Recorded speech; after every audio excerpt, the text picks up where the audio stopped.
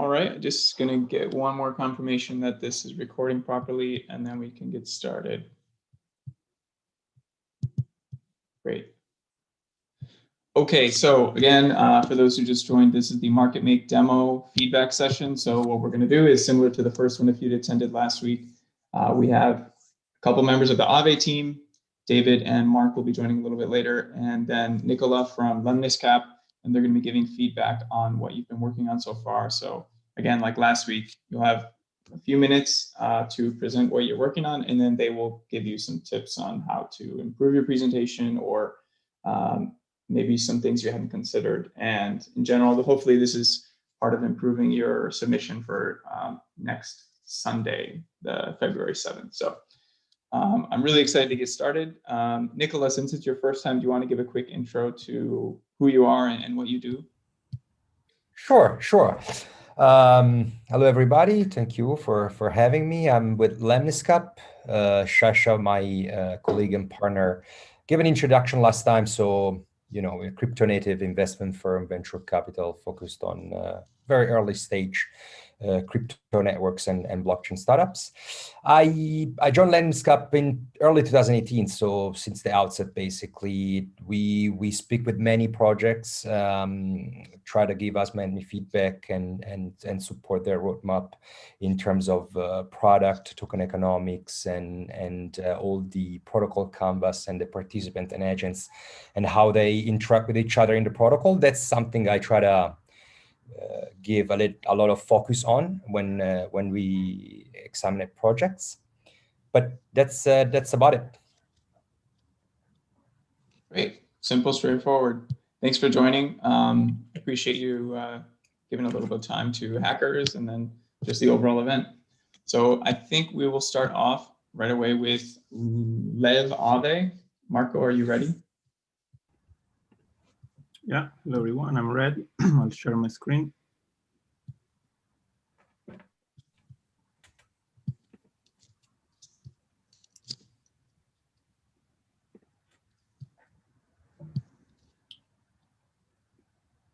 Okay, so I'll get started with some transactions, and because it's quite slow with the forked mainnet, and while it loads, I'll start explaining about our project. Let's confirm this.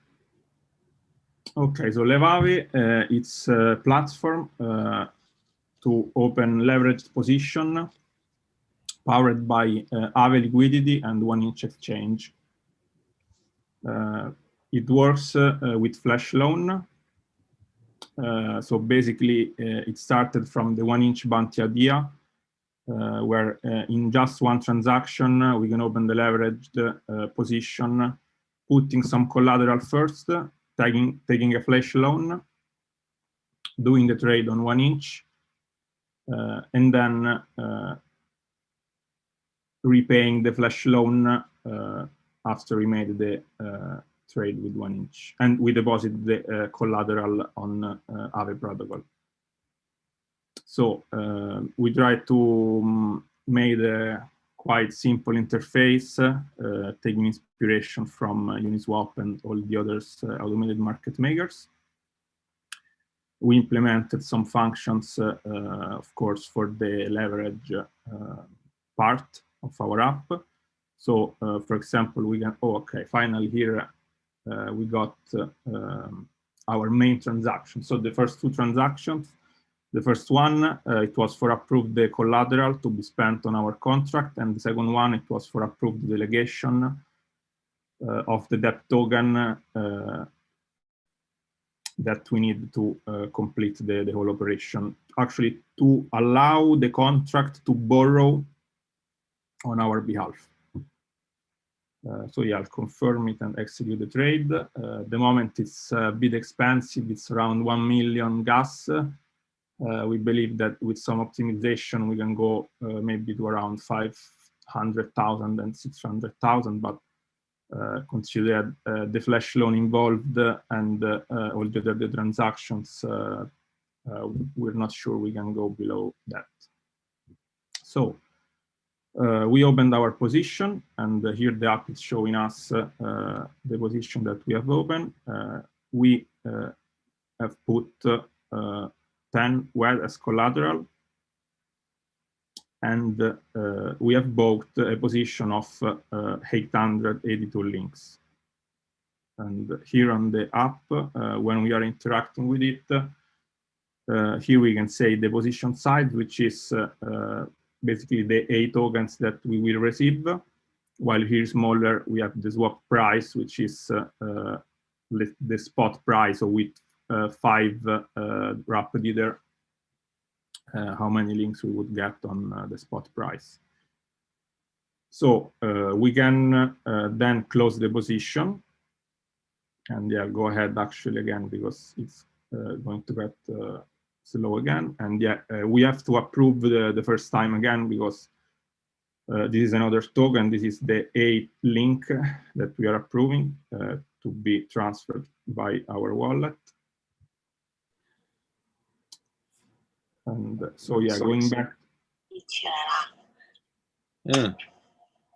Going back to the interface, here we can decide to either open a long position or a short position. The moment we decided to go for just a few fixed leverage amount axis. And yeah, finally, we can close our position. And yeah, it's not closing instantly because yeah, we're still improving the UX, so there's just a polling going on every 2 seconds. But yeah, the final idea will be to just close it automatically once the transaction is confirmed. So yeah, about the leverage, we decided to offer a more user-friendly user experience for the user, just 3 fixed amount of leverage. And for the long position, it's 2x, 3x, and 4x, while for the short position, it's 1x, 2x, and 3x. Actually, based on the collateral chose and the leveraged asset, not always it will be possible to open a 4x long or a 3x short, based on, because you know different collaterals have different long to value, and so even if there's no position open on the protocol, maybe if we choose some particular pairs, it will fail because of not enough collateral to execute the trade. Basically, it would go below L factor 1 as the start of the trade. Marco, do you want to wrap up there, and then we can move on to feedback? Sure. Yeah. Okay, cool. Yeah. Nicola, David, and I think Mark joined. If you want to just go ahead and give your feedback or thoughts on this. And it doesn't have to just be, it can, remember we're talking about the concept, we're talking about a little bit of the presentation, but there will be more of that next week. And then the UI is pretty fleshed out, so you can also give feedback on that. So I can go on, unless David, you want to start? No, go ahead. Oh, Nicola, whatever, doesn't matter. But, well.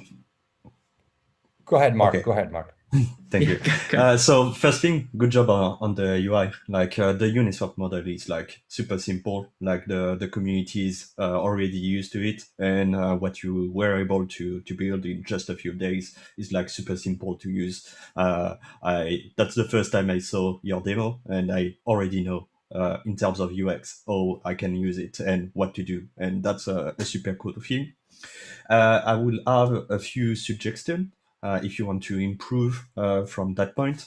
The first thing is that it's very close to what we can already do on DeFiSaver.com. You're probably aware of it, where you can automate your leverage position. In terms of gas optimization, probably as you use Flash Loan, you will have to do leverage loops. So basically you borrow, then you deposit to increase your collateral, then you borrow again, and so on and so forth. So the higher your leverage, the higher the cost in gas is probably is. And what I could suggest maybe as a pathway to do it, and maybe explore credit delegation. So you can use Flash Loan to take some liquidity from the Aave protocol and open position, and then at the end of your transaction, pay back your loans. but maybe it's a pathway to consider to have credit delegation to directly take a credit line from a third party and basically pay the interest from your position, because it's a leverage position. So you have some interest to pay as long as the position is open. And maybe that can be a pathway that nobody did to the best of my knowledge yet. And that can be something fun to explore. And last thing, just the details, all A tokens,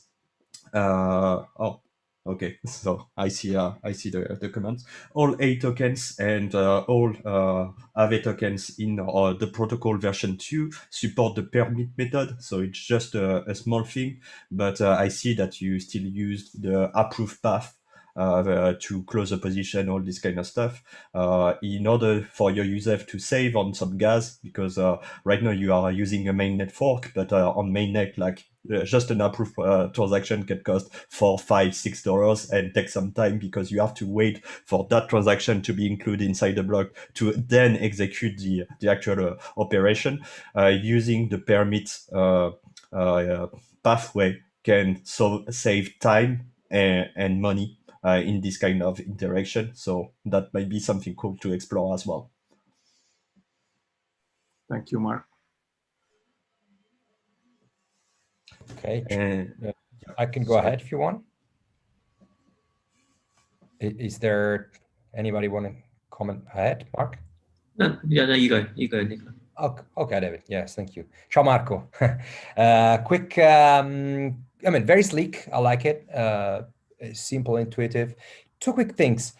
One is, would you, you think it would be interesting to have a loan basically to collateral ratio exposed there in case of you choose the collateral that you want to deposit, and you think it might be useful to have that somewhere, so you can actually see the availability and, in a sense, also the leverage that you can use with that. So that's the first question.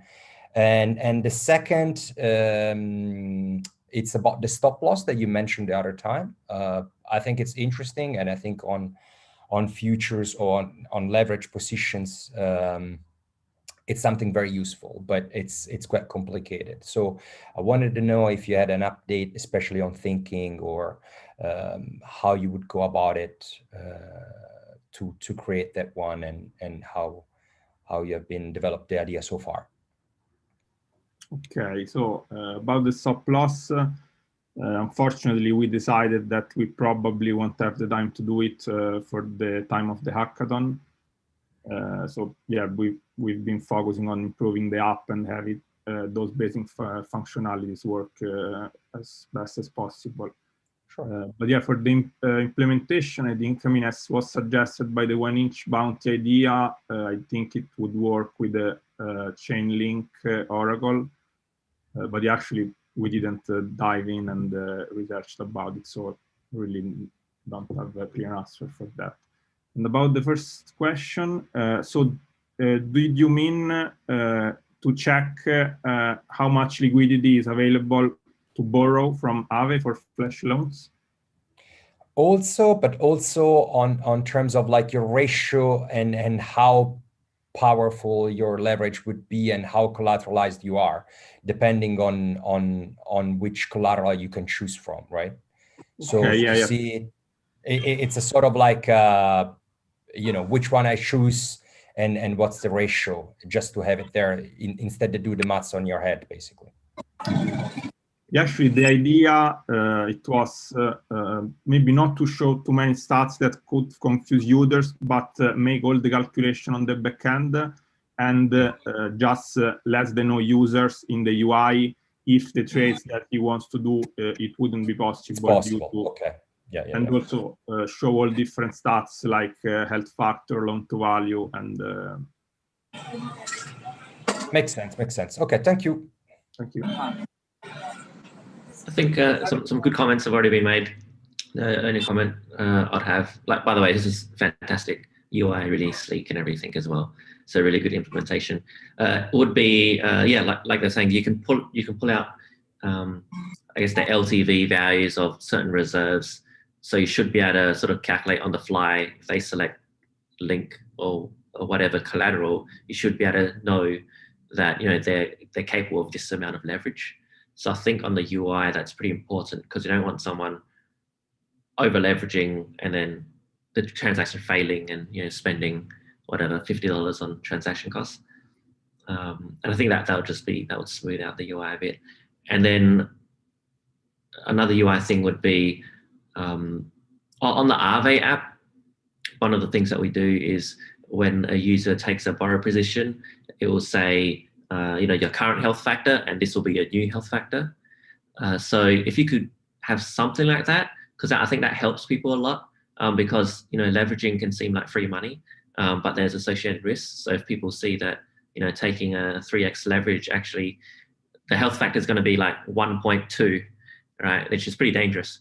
You know, it might, you know, that can help them decide on the risk. So I'd say try and implement something like that. It doesn't have to be a health factor. It could just be like a little message at the bottom that's in red that says, hey, this could be dangerous, or this could be safe, or things like that. That's all the feedback. Thank you, David. Awesome. What a great start. Thank you, Marco, for presenting. And we're going to move on to the next project. Watchful Eye, do you want to get started with your presentation? Yeah, demo? sure. Apologize, my webcam is kind of messed up right now. No problem. So, all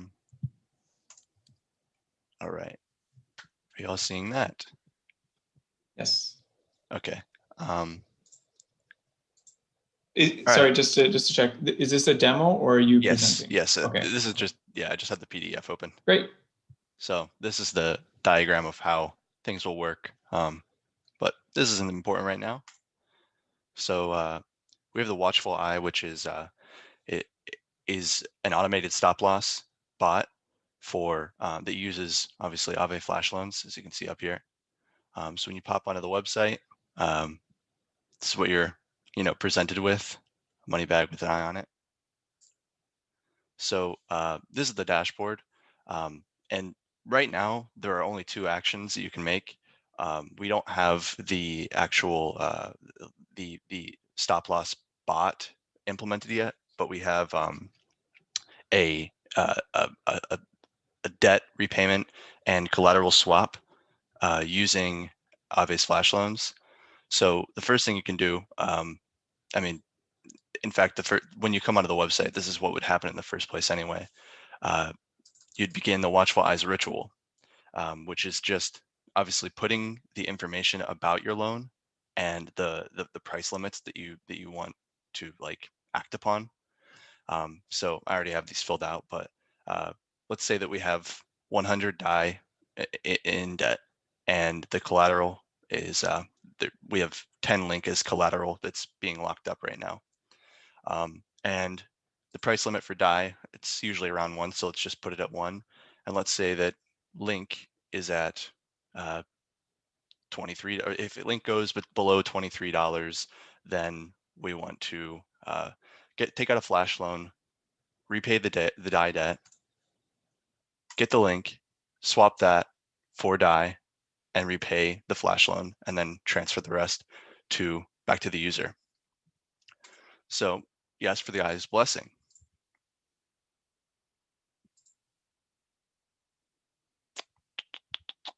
There we go. We're going to have quite a few transactions because we've had to, in this version, we've had to mock the swaps and the debt.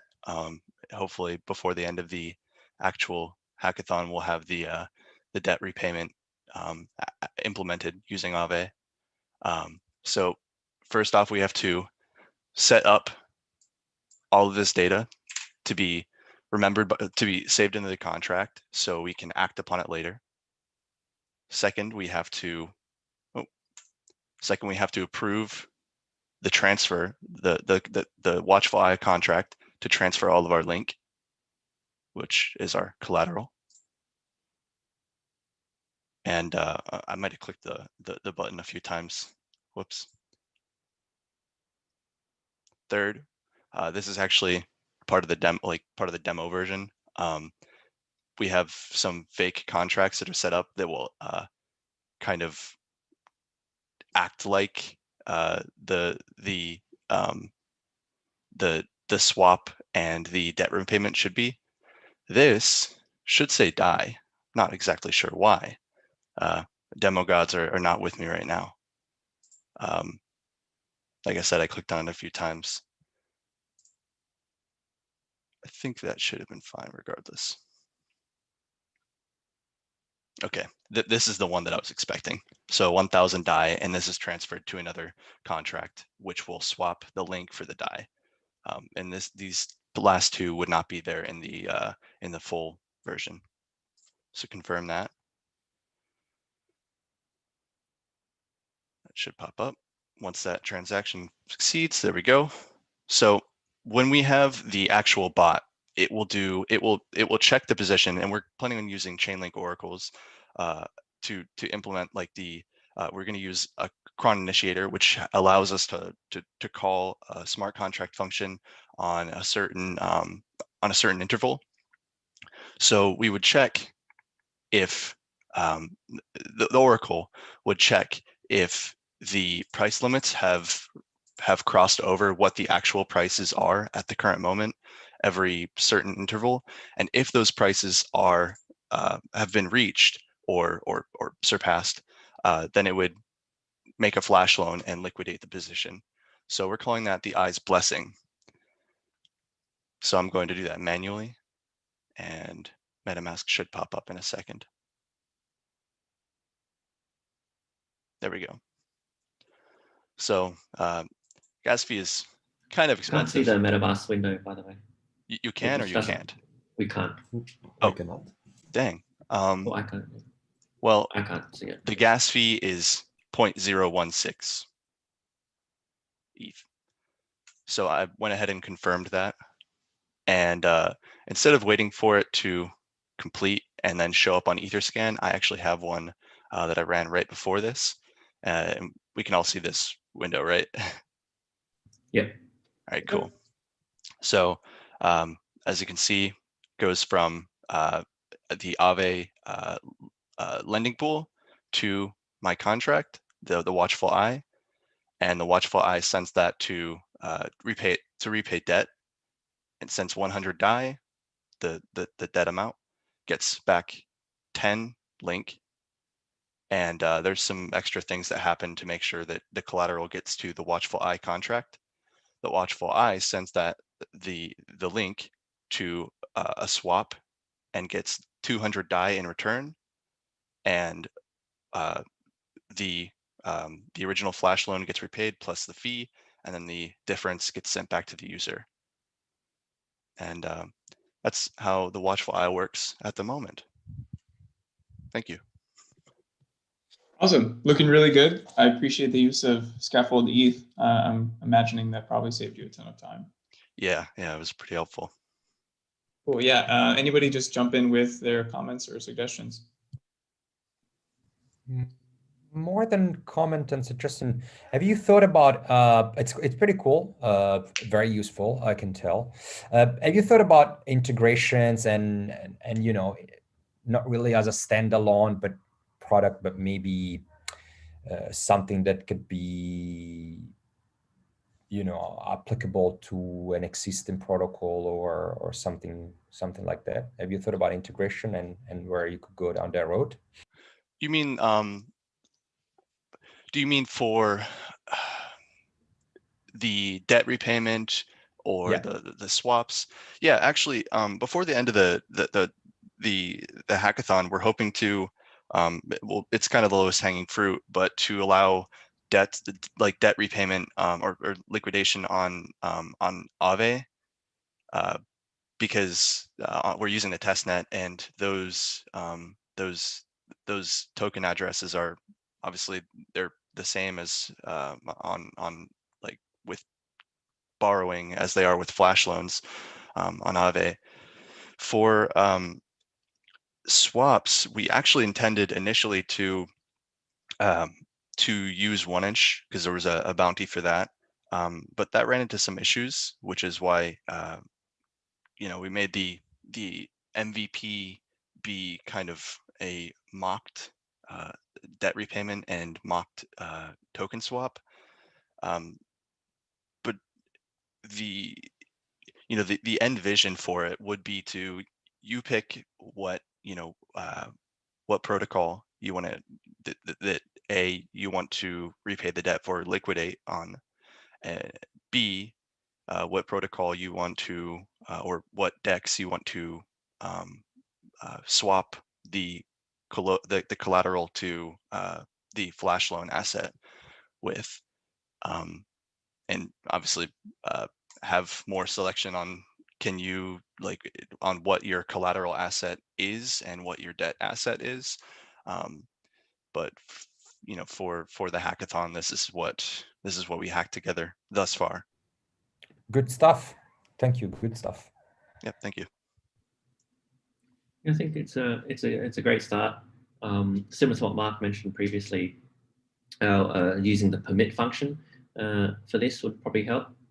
So what the permit function allows is you don't need to do the approve, and essentially they sign an approved transaction, and then they hand it to you somewhere, and then you can run that transaction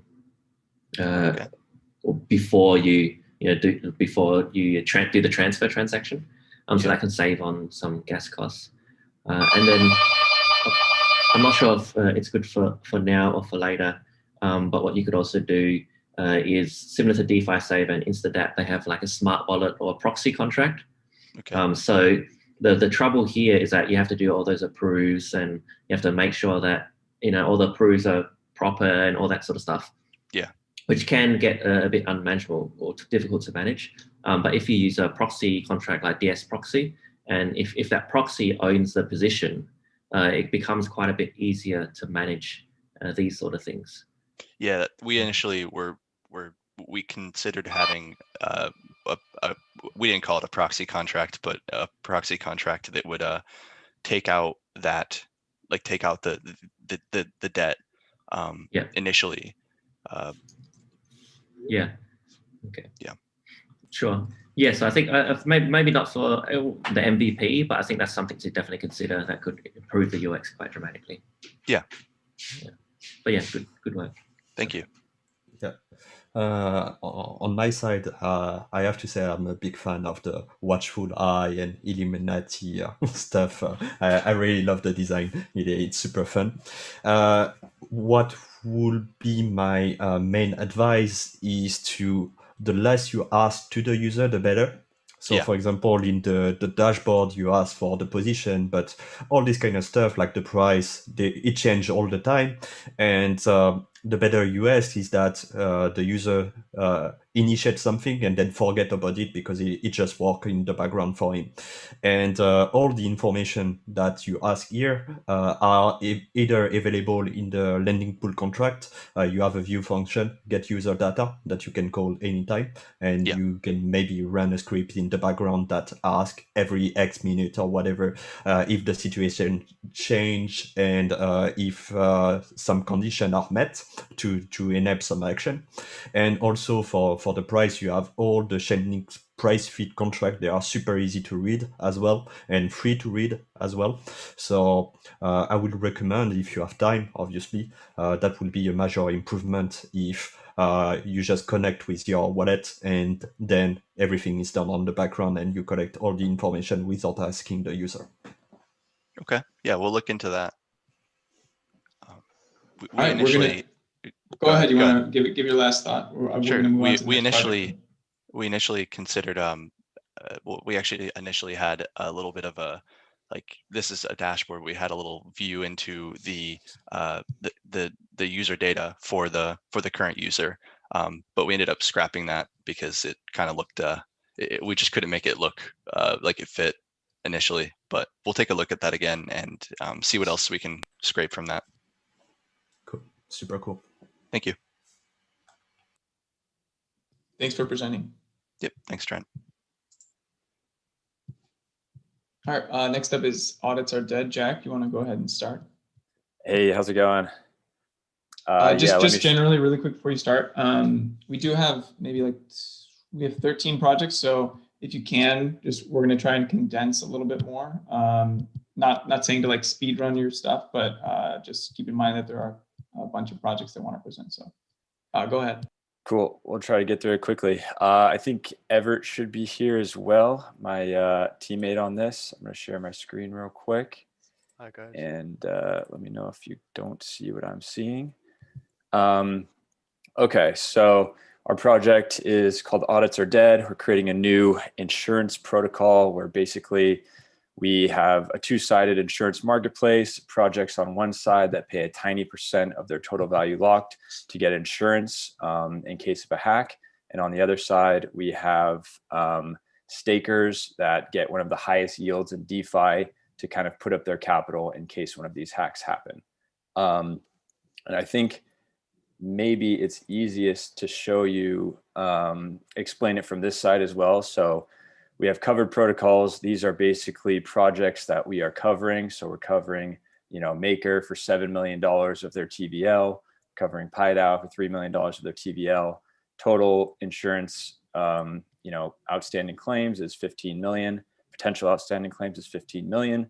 And then pool strategies on the other side. So all that staker money we put into different strategies. So Aave V2, we put 6 million into that, and we get a yield from that on top of the fees that these protocols are paying us.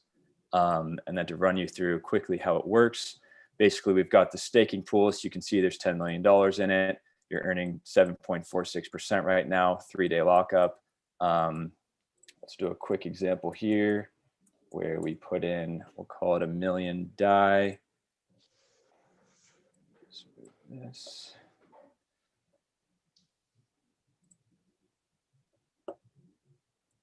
And you should be able to see you have $1 million in there now. You start earning on it immediately. The pool size grows, and we've got more locked value that is now backing these protocols.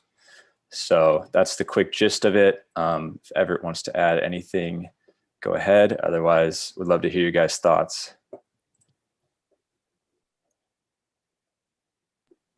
Yep, I love this. I love this project. I mean, from last week, the discussion we had, like, it's great to see it in action. Yeah, I think it's fantastic. The only feedback I have is that the allocation should be 100% Aave. No, that's a joke. Yeah, that's a joke. But no, it's fine. You go do the we'll get there. We want that too. But yeah, no, I don't really have any other sort of feedback. Yeah, Mark or Nicola? Mark, you can go. Okay, yeah. Look, it's pretty intuitive. I mean, I heard the conversation last time. Basically, if I'm not mistaken, only the protocol themselves would be able to participate, right? So it's a choice of a protocol, right? That exactly. So a lot of the insurance protocols right now sell to the consumer. We sell just to the protocol, and we go for big amounts of TVL, I guess. Okay. And we have an internal audit team that like prices what we think that protocol should pay. Okay. And since it's pretty quite technical people, right? It's not like DeFi users. It's really hardcore devs that would choose to go for this solution. I would disagree, but okay. Okay, no. Oh, okay. But in terms of the strategies that you can deploy, who is gonna decide them, and is it your input, or that also a sort of like a choice that every single protocol can decide where to put them their stake at work? Yeah, so the protocols aren't really staking. It's the like average DeFi user that we want to stake, and they don't have to know anything about insurance or smart contract security. We kind of do the legwork for them on pricing the protocol insurance. And then they just see a yield, and they just kind of put the money in and get the yield, and they don't need to worry about the smart contract security. And then to answer your question on the pool strategies, maybe Everett wants to talk a little bit about this, but it's kind of based on, I believe, how Wirearn does it, where it kind of allocates to where the highest yield is at that time. So it's sort of an automated strategy that just tries to put people in the highest yield. Okay. Yeah, so basically, okay. Go ahead, Everett. A final user can actually stake their token, or I didn't get that. I thought that just the protocol themselves were sort of like ensuring the functioning, not the users. See what I mean? So the protocols are basically doing a deal with us and saying, hey, we want, $100 million of total value locked insured. So we say, okay, we've got you for that 100 million. And then on the other side, it's average users coming in and staking money because they see a high yield. And that is, that's the pool of money is from users. And then the protocols aren't actually putting any money in. They're just getting covered for their hack risks. I see. It's like an extra service that they offer to their users. Let's say we are affiliated with this insurance, basically. Exactly. We think, instead of getting a bunch of audits and paying money for that, they're just going to say, hey, look, all of your dollars are covered by this insurance. You don't need to worry about hacks anymore.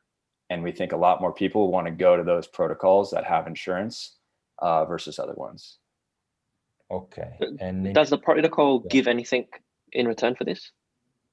The protocol pays a small percent of their total value locked. So they pay a small fee basically to get covered. And because it's like an under levered, you can see there's 15 million covered versus 11 million locked. Protocols are basically going to be paying an even smaller amount than they would if it was like 1-to-1 leverage or like 1-to-1 collateralization. And that adds to the yields of the stakers? Exactly. Their contribution. Okay. Exactly. Got it.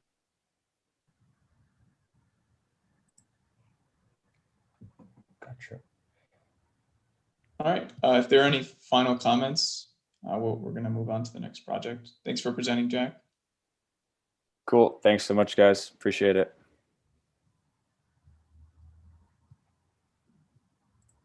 Derek, your project is free to go whenever you're ready. Hey, what's up, Ether family? How are you guys? Everything okay?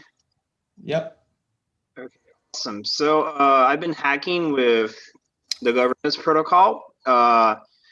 First things first, I developed an ERC 721 that I can actually just punch like the number 1,500 or maybe unit number 100,000 or 1,000,000. Because why am I doing this? It's because I believe that people here in Brazil suffer a lot because of document loss, and a lot of hacking happens here in Brazil, like the second country that's most hacked in the world. So a lot of people lose their documents and lose their money.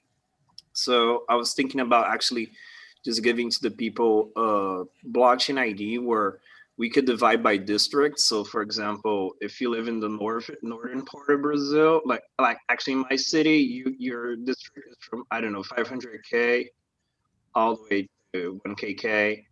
There's like this little place where it's responsible for those IDs. And then southern part of the city is the same thing from 1KK all the way to 0.5KK. So just get this idea with me. It's very simple. So like there would be different districts around the city where people would be giving out ERC 721s. They would have the minter roll, okay? And all the minting would be done like from, I don't know, from 7 a.m. till 6 p.m. After that, the hackers, the minter rolls, would go into GitHub, or actually any other platform that does JSON numbering, and they would just commit the numbering. So like, if I don't know, if I registered 100 IDs, I will commit that to. Let me show you. Where is it here? Hey Derek, real quick, can you just give us like a 1 or 2 sentence summary of what the project is? Sure. Yeah, it's an ID 721 that we can use for voting, and I'm hacking with normal ERC 721 from Zeppelin, and for now, I haven't been able to completely hack with the governance 2.0, but hacking with I'm hacking with Web2, so I'm actually using these ERC 721 to make votes. I changed the API. This is actually code that I hacked from ETHGlobal, and I just changed it up so that it can actually be accepting ERC 721 instead of ERC 20.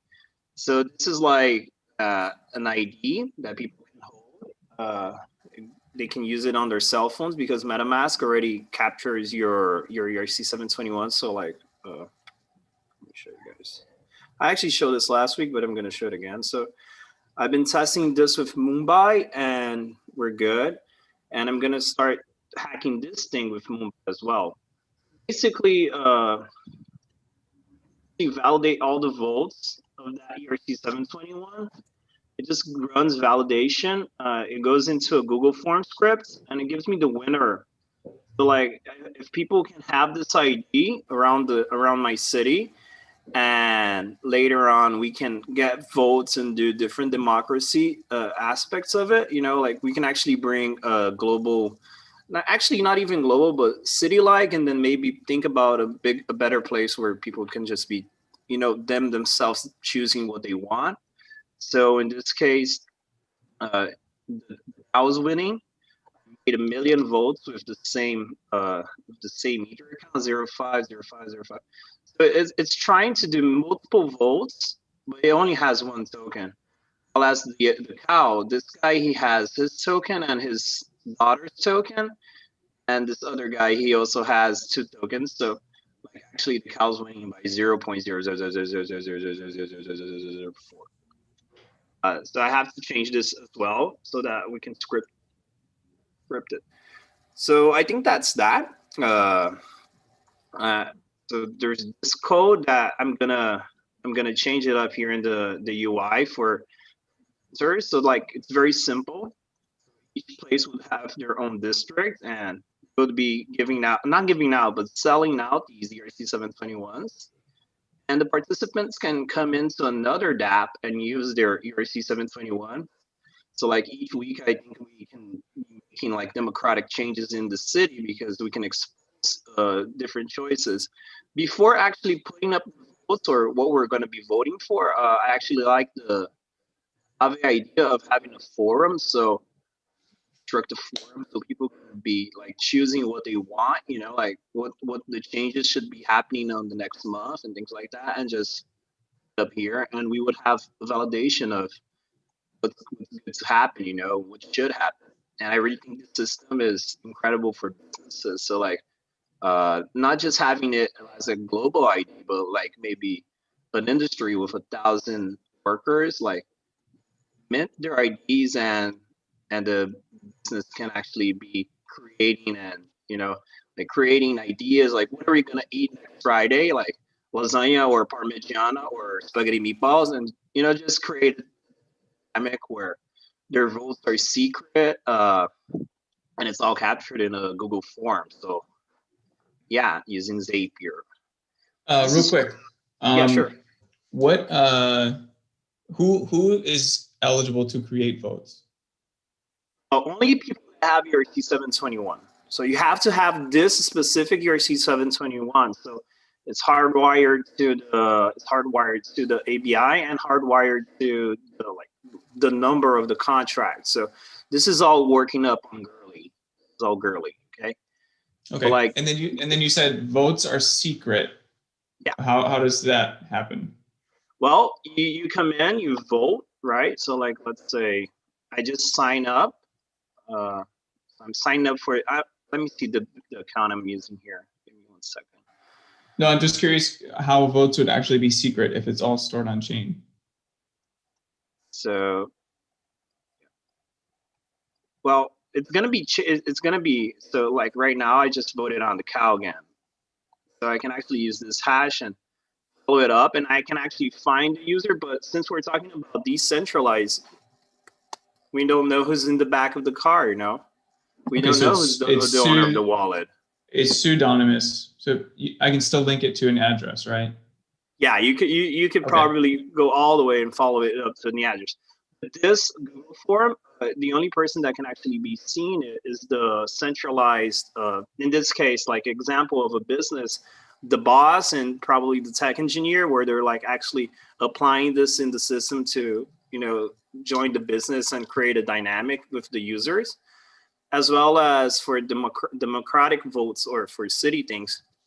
It would also be a centralized system that could actually validate these votes, and that's where it comes actually the user and the business, where you're like, okay, business, I believe in you, so you're not going to be going all the way hashing to see who I am, and even if I did that, it will probably be impossible to actually discover who that person is.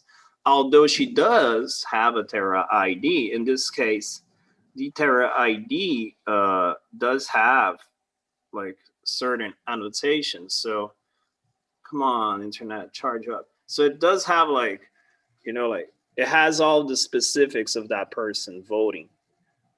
So the person wouldn't see like this vote. She wouldn't be able to see the vote because the system would see it. But like if I went all the way, yeah, I could certainly find out that this guy voted for the cow. Okay, gotcha. Yeah, that's good. Good context. David or Nicola, Mark, do you guys want to jump in with any quick feedback here about the presentation or the app itself? Hello, Derek. Do you know about existing voting systems such as? Hang on, Porton. We're going to go with the Aave team first because they set aside some time to be here. I just want to get the feedback from David and Nicola first. I'm answering to Derek. Derek, do you know about existing voting systems? Aragon and DAO Stack, for example. GEO. No, I don't know about them. I'm just even Googling Aragon and DAO Stack. Yeah, you can continue, Master Victor. Victor, I had to mute you. We're going to stick with the structure of this event. Sorry, I had to mute you, but David or Nicola, we're gonna head back to you guys. Victor, if you want to connect with Derek, you're more than welcome to outside of the call, but David, go ahead. Sure. Thanks for the presentation, Derek. It's interesting, but to be honest, it was a bit confusing for me. So I think the feedback for the pitch would be, try and make a, 1 to 2 sentence explanation of what you're building, and then build the narrative around there, because it seemed to be going into all these different directions. And then I see emojis of cows and cats, and then something about voting, something about secret voting, and some other things like that. And then I see some like windows. I see you have League of Legends open. The screen's a bit distracting as well. So there's a lot of stuff happening. So maybe that would be my feedback on the pitch side. Yeah, just try and maybe have a clearer narrative. Yeah, I'll follow with David. Similar feedback. Basically, it was a little bit hard to follow. My bad. Maybe I didn't have a lot of context, but exactly like David said, start with the core, because it seems to me that is a tool or a protocol that could be applicable for many different use cases. So start with the very basics, and then broaden the discussion on, you could do A, B, C, D, E, and the use cases are A, B, C, D, but at least the recipient understands the core, and then the brainstorming can start. Thanks a lot, Mr. Nicola. Thanks a lot, Mr. David. Of course.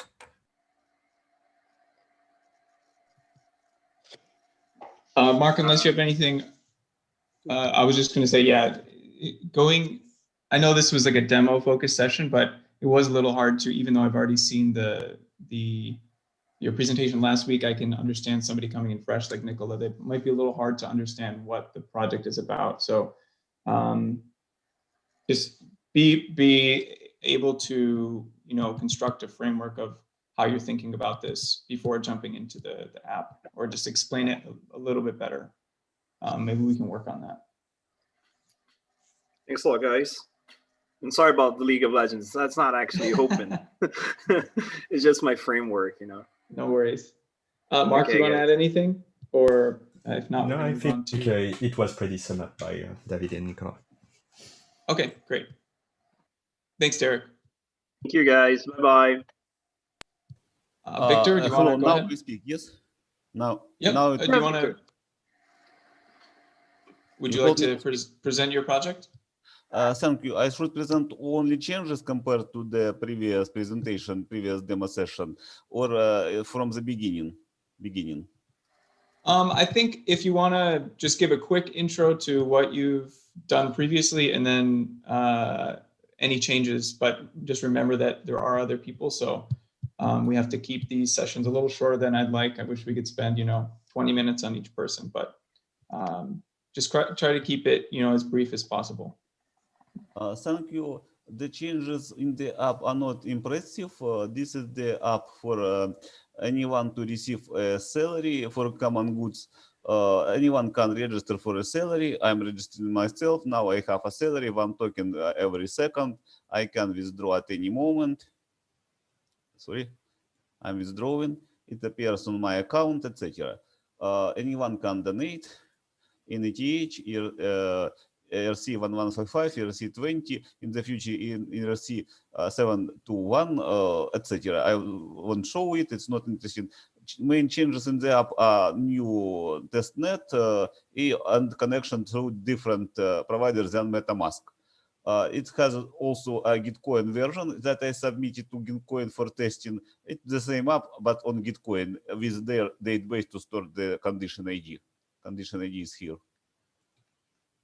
I'm the first user in this test. My main thing I did, sorry, it's something wrong. I have a wrong network. Yes, I have a wrong network. I'm switching the network. It's in by. It does not work. Sorry, it's not my bug. Egan does not work. It's not my bug. It is a bug. Now it works. So I created also related to this project, request your wallet or funds. We choose a date and the her, any Ethereum address. Click request, it does not work yet, or cancel request. It will be a button to request to my to this project, to this future salaries. Here is request all funds on Agnostic Safe Smart Wallet. It does not work yet. I'm now working to make it work directly in Gnosis. Now to explain how it works internally, it's the most interesting thing. Or I have said already enough for this demo. Okay, great. Yeah, so it's good to see you. You have made progress since last week, but for the other people who weren't here last week, so I think I can summarize what Victor is working on. It's a way to distribute funds or time lock funds for streaming into the future.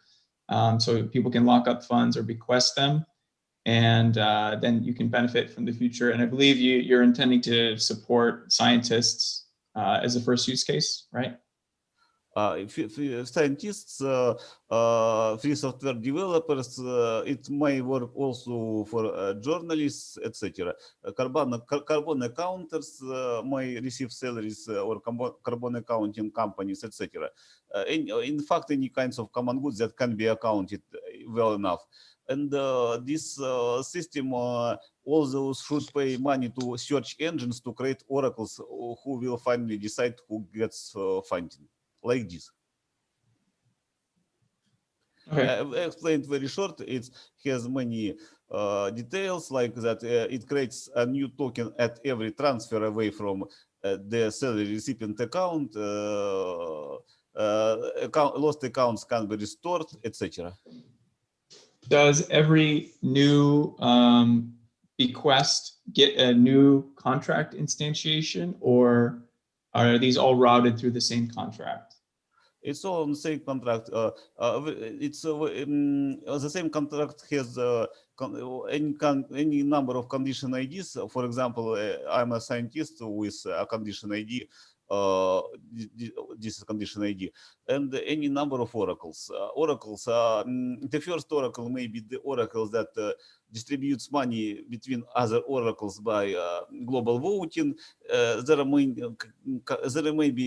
can be many related and unrelated oracles. An oracle can be in a sense sub-oracle of another oracle. So the global DAO will distribute funds between oracles. Oracles can be search engines, etc. Okay. Condition ID, does that mean, is that just the user ID? Condition user ID is salary recipient is this. Condition Okay. ID is a number of a project.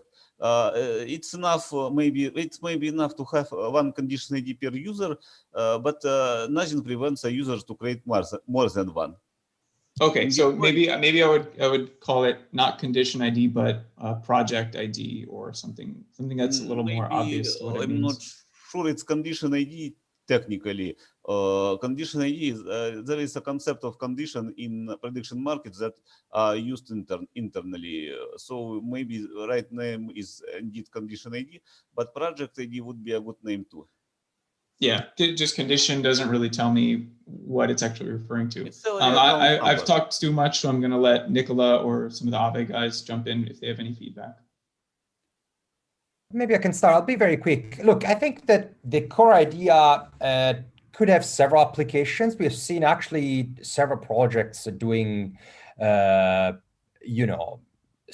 some proper products around this. One problem that they occurred at some point, it was, and I can give the feedback, was basically the gas cost. The gas cost was too high to make those, tranche payments in a sense, right? But the low-hanging fruit would be sort of like subscription payments, or you started with salary and donation, which makes a lot of sense, but also think about a business that wants to receive that sort of money on a length of time. So that could be also one extension of the project. Oh, first, there is no such trouble. We can withdraw, for example, once a month. It's not required to withdraw often. Tokens are received every second, but it does not use any gas. They are just counted without gas. Using for business, maybe for science or for climate, it makes sense to look for 50 or 100 years. For business, it may make sense to look for 2 years, for 5 years. So we can just create a different oracle and use it for more usual business. It's not the main intended use, but it's an important additional use to use it for financing startups. Got it. Thank you.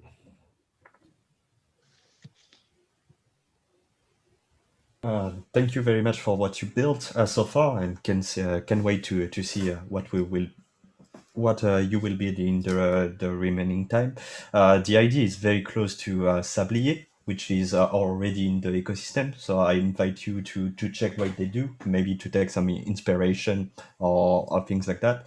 I think that's a killer use case for when we get that you can build on layer 1, but that will be like so incredible on layer 2 when we solve the transaction fee and gas cost for this kind of interaction. My advice in terms of feature, it will be for use case, super useful for example, the DICO model that was explained a couple of years ago by Vitalik Buterin. So you can have like a DICO, so decentralized autonomy. So that's the mix, like Buterin wrote in 2018 a cool research paper on DICO. To be honest, I understand no word.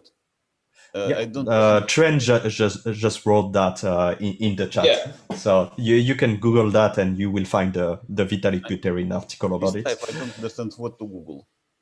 DICO. I put it in the chat. Yeah. It's DICO, DAICO. Yeah.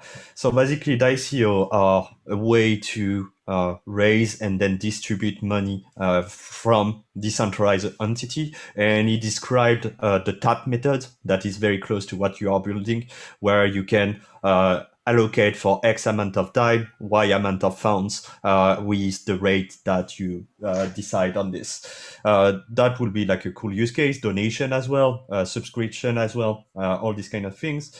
One cool feature will be to have tranche of payments, because usually when there's a project that starts, let's say you agree to have 2,000 DAI for a project, maybe the people that are working on this project, maybe they need 500 DAI now to cover their cost and start the work, and then they will be more than happy to have 1,500 DAI on the scale of 3 months, for example, or whatever amount of time. So having associated to milestone the ability to do batch payments in one go, or have some kind of payment curve that it's just not linear, that will have implication for the project, that will be like super useful. To be honest, I don't understand you. Would you send to my email? My English isn't very good. I just didn't understand you. I understand some words, but not all. It's okay. We can talk in a written form on Discord. We are more than happy to support you directly in the ETHGlobal Discord. All right? Yes. Thanks, Mark. Yeah, Victor, if you don't connect to them, I can relay some of that information as well. I think the big part of what Mark was saying was it's definitely a really compelling use case. Time lock payments or streaming payments. So there's definitely demand for these kinds of projects. David, did you have any comments? If not, we can wrap up. Just one bit of feedback, Victor. I think one area you could improve for the interface is that there's a lot of information there that's not necessarily needed.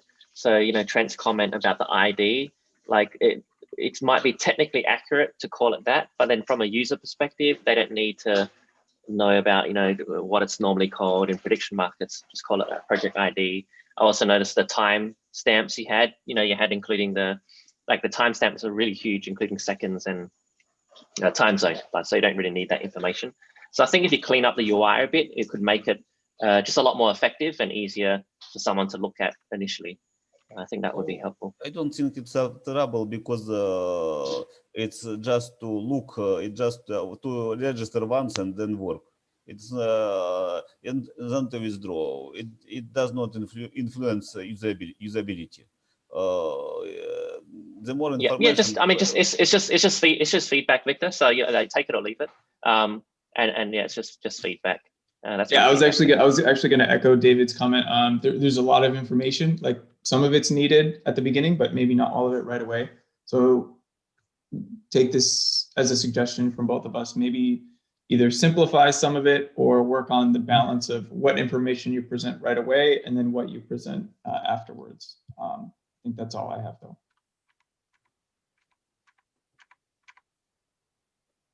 Okay, thanks for presenting, Victor. Next up is Malice. Warren, do you want to go ahead and present?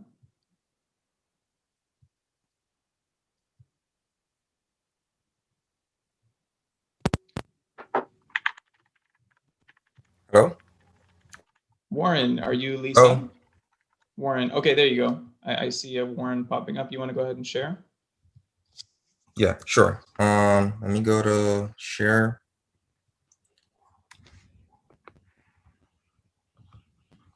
Okay, so let me just mention two things first. So this is a project that I've been researching for like the last 6 months, right? But I think I did already discuss with Trent about that. I already started researching this project, and this is my last semester in university studying computer science. So basically, the whole idea of this project, what I was trying to figure out is there a way, because recently, is there a way for us to have like peer-to-peer cashback within the ecosystem? Because recently I've been noticing like a lot of companies have been offering like cards with like cashbacks, and I think one of the dangers that most people don't realize is that you have to really like trust these entities with your funds, right, to receive these cashbacks. And recently, I don't know if you guys remember, we saw recently where some of these companies want you to stake, and then the price of what they ask you to stake, it crashes severely. And then this is something I was looking into. If there's a way we could have like a peer-to-peer cashback system. So the so basically the whole concept of this idea is that I see a way in there. So basically all of these are smart contracts, right? And they can be deployed by anybody, right? And basically think of each one of these contracts as a store, right? Each one of these are a store, right? So basically the way this would work, right? And I kind of built off this idea that MakerDAO has, where you actually stake in the beginning stages, where they actually stake ether as collateral and DAI is produced. I started saying to myself, if there is such a way where ether could be staked, right, and as collateral for something that would be produced as essentially cashback. So for example, right? So right now I have a rate of like a 7% cashback, right? So let's say, for example, I'm running my store, right? And I have my assets right here, right? I have Ether, right? And I could stake, right? So if I stake, let's say $70 worth of Ether, right? And somebody comes to my store, right? So basically up to $1,000 could be spent, right? When this money is spent, right, after the merchant or whosoever stakes the $70, right, it would be locked up as collateral, right? It would be locked up as collateral, and basically it could only be released back if a customer comes back with that token, right? So that token that would be produced would basically I would call it fruit, right? But when the ether is locked up as collateral, the thing that you have to remember is that it can't only be used at like one specific location. So it could be used at a variety of different locations. You could search and see where it is. So for example, anybody could set up a store, right? And one of the main things I was thinking about to distinguish stores differently, and people haven't been paying much attention using it a lot, is probably ENS names. I think it's one of the best ways to probably distinguish, like, so for example, let's say I have an ice cream stand at XYZ location, right? And I bought the ENS name ice cream.eth, right? I could create subdomains of that ENS name to define probably different locations of where I would actually have these locations, right? So at the initial stages, when you deploy one of these, so right now I have a lot deployed with this account. I could probably switch to a different Hey, account. Warren, can I jump in really quick? Sure. Yeah, so I'm just going to summarize what I've heard so far, and you tell me if this is correct. So Yes. what you have is a way for stores or establishments or somebody who's selling a good can create an account, and then users or customers can stake ETH, let's say, to that account, and then in return, Wait, they'll get something akin to a loyalty point, which you're calling fruit, and then that can be spent at other locations.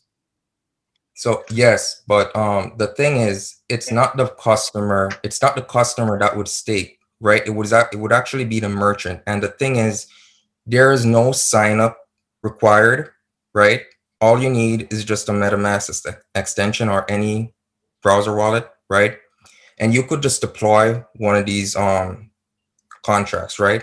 Each one is designed in such a way where, right? And remember, it could be anybody. It doesn't the best thing about it is that it doesn't even have to be a merchant, right? It could also be a customer that just anybody could deploy one of these, right? You deploy it, you lock up an amount of ether, right? The amount of ether you locked up that's the amount of collateral you could basically produce. So this could be used in a variety of different ways, because instead of, like, for example, like if you think of the situation that's going on right now where a lot of businesses, where a lot of stores are closed and out of business, if something like this was in place, right, where, for example, you were previously running one of these stores, right, and let's say you had a lot of collateral, right, you could do things like buy and sell collateral with different stores, right? And then customers could like find, or if a customer can't really find locations to where they could actually sell, where they could actually use these tokens, they could also buy collateral, right, and use the tokens they have to release back at a cheaper rate, right? If that's making any sense. Another thing that I've been researching, so I've read like 3 different research papers that Vitalik wrote. So a lot of DeFi projects are kind of like scared of sharding, with with how contracts would be called, because with sharding you would have to do things such as yanking. With this, right, the in terms of the research that I did, right, this would be able to work across all shards, right? So across all shards you would have one set of stores, right? And basically what would be moving across the shards is actually the token that is produced when somebody actually buys something, right? Okay, gotcha. Can you go back to just the main page? So, and then I'll open it up to the rest of the so from here, right? So basically, hang on. What I have right here is like a verified. Hang on one sec. So when you jump into this page, is there anywhere where I can see like the summary of what the project is, or like a quick intro for a new user coming in? Does that exist anywhere? So no, that would be like the welcome page, right? Yeah. There's not a welcome page right now at the moment, right? But I imagine it as something like saying, like, with like 7% cash back, no cards required, right? That would be like something on the main page, right? What I have right here, right? Each one of these cells or stores, they're smart contracts, right? But there are a lot of things I had to take in consideration when designing something like this, because each contract, right? The first design that I have, the contract size was too large. I reduced it probably by 10 times because at the current stages, right, we are not in a sharded network as yet, right? But this could actually work in the current ecosystem we have right now, right? I reduced it to somewhere below 300, about 2,800 kilobytes for each contract, right? Another thing that I take into consideration for each contract is that they're recyclable. So if you go right here, you could change the owner, right? They're recyclable. So you're not wasting memory, and there would be incentives for you to actually recycle these. So, and that could actually be used in terms of privacy issues. So, for example, this contract with this address, it could be used, for example, today by somebody in Argentina, and if they want to change it to somebody in London the next day. So that's another thing that I took into consideration, is that the memory is not wasted, right? They're actually recyclable at the same time. When you hover over each so when you over each one of these cells, right?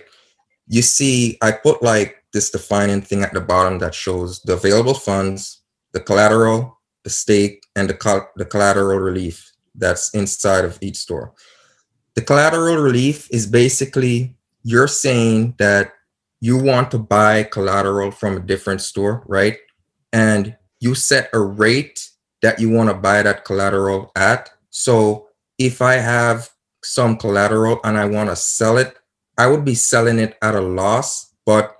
And then there are a variety of different reasons why I might would want to do that. For example, I'm not getting enough customers to come back with those tokens to release back that collateral so I could get back the Ether, right?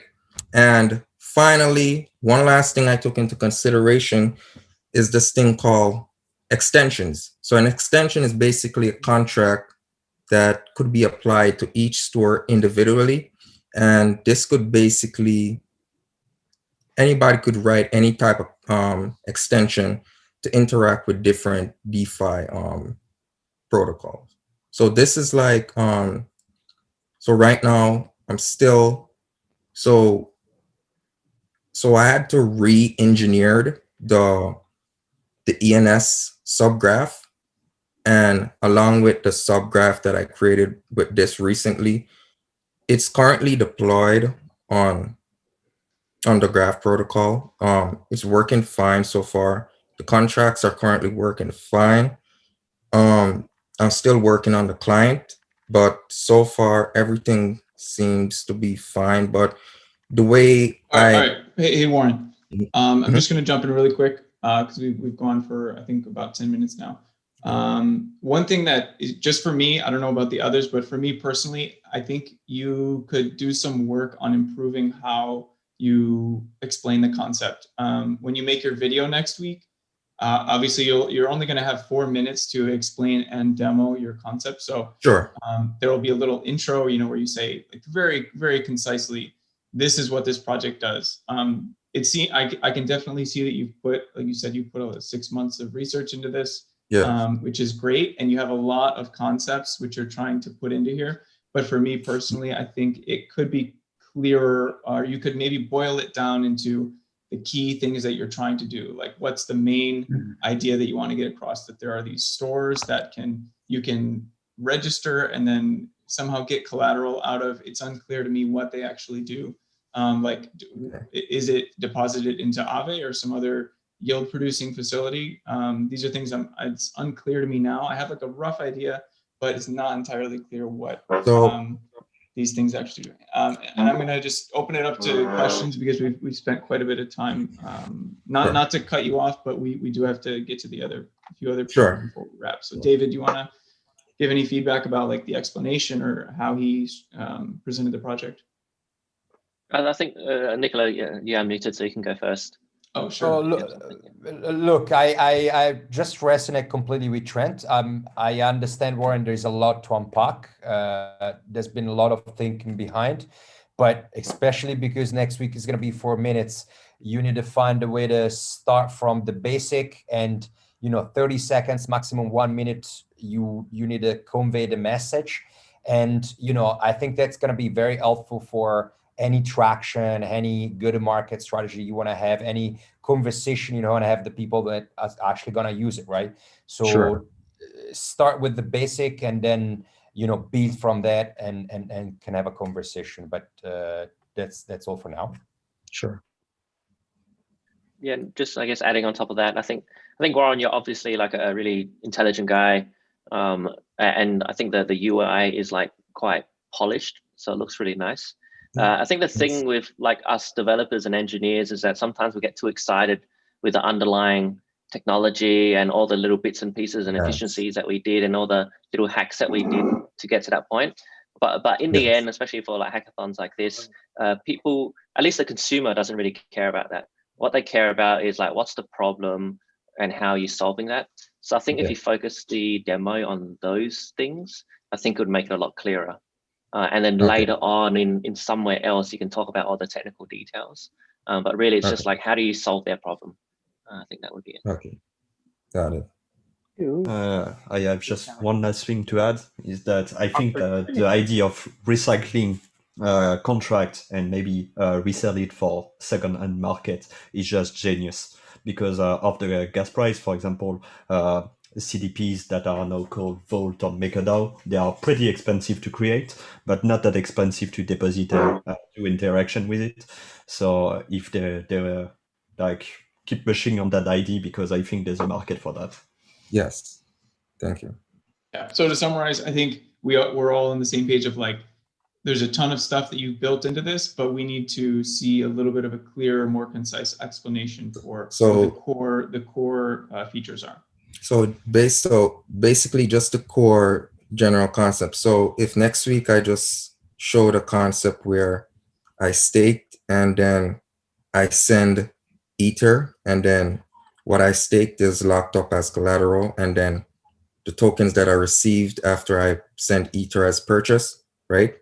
And then I send it back and the collateral is released back to the merchant. Would that be a good concept to demonstrate how the project actually works? Yeah. And if you can pair it with some sort of graphic that just shows like the flow of funds or how the contracts are structured, you know, not like a UML diagram or something complicated, just like a very straightforward diagram of the interaction between customers or users and the owners of the store, that would be perfect. Don't mention anything about sharding, even if it is like a really impressive concept. That's, you know, we don't have to worry about yanking contracts for a while now. So like a simple white paper, like outlining, showing some details, the general concept of it. Yeah, and this is specifically for your video. I would just because like I said, you have a lot going on, so you want to make sure you distill it down to your core ideas. Yeah, not even a white paper. Like think of it like the abstract of the white paper. Like just that bit. Right. Thank you. Okay. Cool. All right. Thank you for sharing that, Warren. Sure. Appreciate it. Thank you. We're gonna move on to Not Real if they are ready. Hopefully they are. We have about 5 minutes left.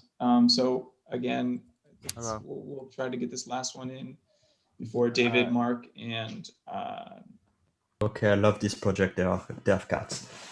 Am I all right, go ahead. Start it off. Okay, so hi everyone. My project is basically centered around AI generated art, and the idea is so that AI generated art is this infinite space, and it would be very cool to add a price discovery mechanism on top of that, which would be this this trading marketplace. So I've been working on this for a while, but I have also started on something new during the hackathon. So full disclosure, I didn't build all of this during the hackathon, but the landing page gives you a good idea of what's going on. So there's a fixed supply that's minted every day with rolling auctions. And then also, just because we're minting and selling something out of nowhere, I thought it was only fair to, give some of that to charity.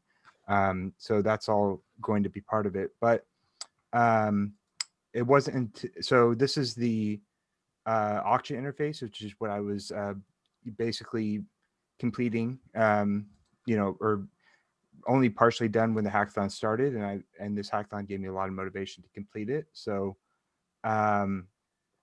basically these are the rolling auctions, and this current user, they have won an auction here, which they have to unwrap by making a contract call. And basically it's just a standard English auction that takes up, and the auctions last for 24 hours.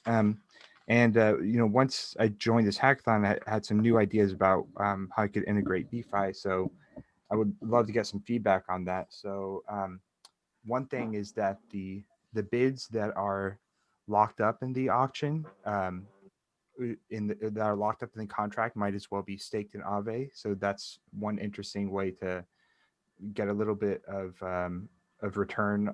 That would probably just go, but it would just be Ethereum, so that'd be just like 1% per year or something. But then also I had this other idea that 50% of what you pay for the NFT would actually be staked in Aave, so that you actually get return for upon purchasing the NFT, which would incentivize holding and take some supply off the market. Yeah, I mean, those are basically my ideas of how to integrate Aave. It's using the Graph protocol for some data, which was awesome. Another thing that was inspired by this hackathon. Yeah, that's basically where I'm at with it. So I have this auction interface basically done, and next step is I'm integrating Aave into it. So.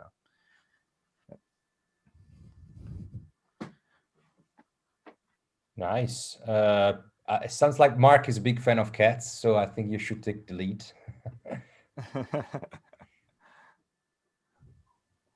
Yeah, I think the NFT market is like the next big thing, especially when it's DeFi powered.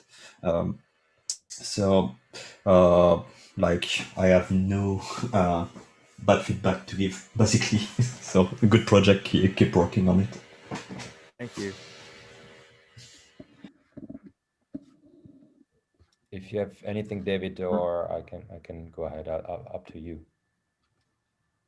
I mean, not much. I mean, I'm a bit of an NFT hater, but I think like integrating something like Aave where the NFT has some sort of value, I think makes sense. So what you said about half of the purchase price goes to Aave, and that sort of underlies the value. I think that's a good thing. But besides that, yeah, it's probably not my really area of expertise, NFTs at the moment. Good stuff. Look, I think it's the right time to develop something like that, and market timing is actually something can really help you. So it's a platform, but there is a component of creation and a component of trading and marketplace. Correct, right? It's both of them. It's mainly curation actually at this time. So yeah, the platform right now is creating all the AI generated art up front. I would love to turn it into like a creators platform down the line. It's just out of scope for the first version. Okay. Yeah, maybe of course if it's going to be a final product and something where a final user lands to as a page, maybe have a little bit more clarity of what could be done, and a little bit more friendly in terms of like I would be a little bit lost if I just see this, right? So maybe that's the only feedback on that, like guide a little bit the user into the experience. But good work for the rest. Thank you. I wanted to show you guys some other AI generated art real quick, just to show you like some of the possibilities. So this is a koi model that I'm working on, which is it's just kind of interesting. And then this is watercolor flowers. It's just cool stuff. That's why I love working on this project. But yeah, okay, thank you. Sorry, question. How's the like where do you train? Who trains the models? Who generates the art? Yeah, that's all the platform or me at this time. So I'm training the models and just like pre-minting basically all these NFTs. Yeah, I mean maybe not for the first version, but for later versions, it'll be interesting if you had some sort of like decentralize the training of the models or creating the artwork, and then that's sort of like a proof of work that is actual, like someone's dedicated compute resources to create this AI art. That might help underlie some value. I love that idea. Yeah.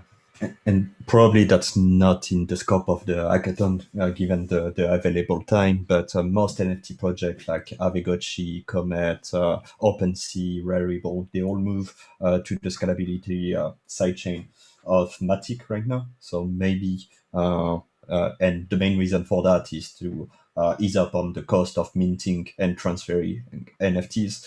So maybe that's some pathway you want to explore. Definitely. So having not used at Matic, is the friction of moving funds between Matic, is that a blocker for users? Do you have any? They have bridges. So I'm not an expert on Matic, I have to confess, but they have bridges. I'm not aware for ERC like NFTs, but they have like for regular ERC20, they have a lot. Yeah. Mm-hmm. Cool. Yeah, it's not too hard to move assets between L2s. But I think also you asked about having more like DeFi integrations. Maybe one obvious one is like obviously follow the ERC, I think 721 standard. So then eventually, someone buys this, they can also sell on OpenSea or sell on the secondary markets as well. I think there's probably be like some art collateral markets in the future as well. So it is ERC 721. So that okay, should be possible. Perfect. Yeah. Very cool. Thank you very much. Appreciate it, everyone. Right, thanks for presenting notreal.ai. We are actually at 11:30 Eastern or past it. So I want to thank Mark, David, and Nicola for jumping on and giving feedback to teams. I think they probably have some other things going on, or they're heading to their evening Europe. So I'm going to let them go, unless they want. They're more than welcome to stay on, of course. But just want to say thanks for giving feedback to the team so far.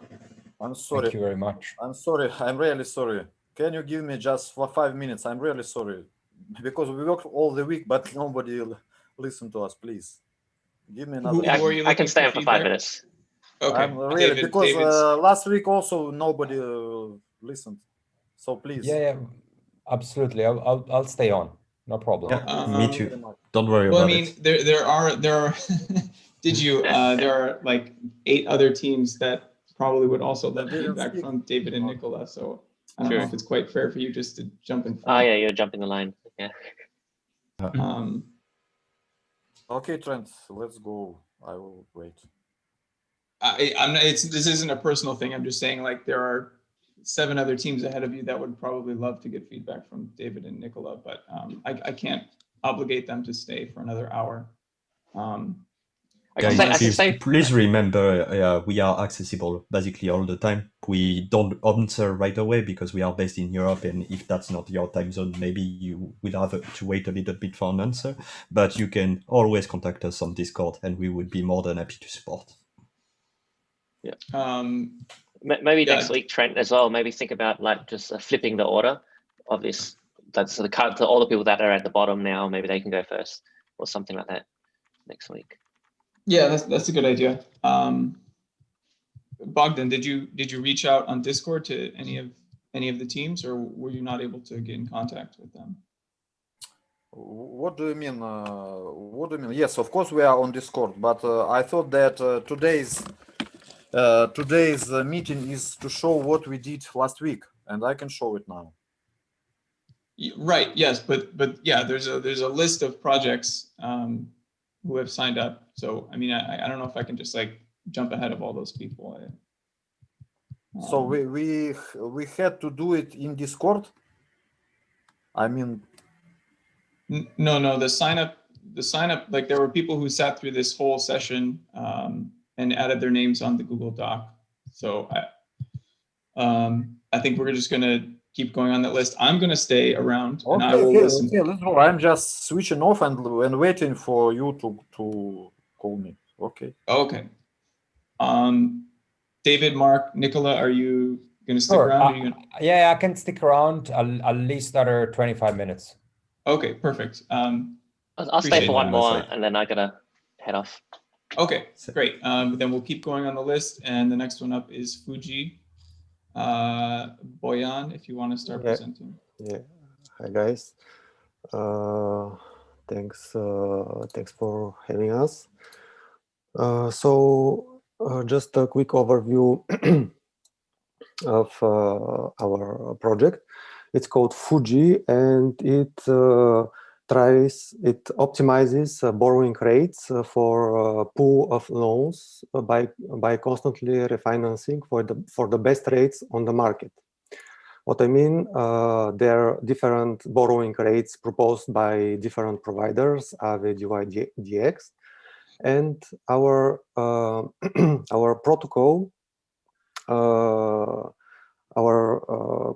So it's in that case, it's a market where we can borrow DAI by supplying ETH. So people are supplying the collateral, borrowing DAI, and receiving for that tokens. They're much like the Aave debt tokens. They're just a fork of it.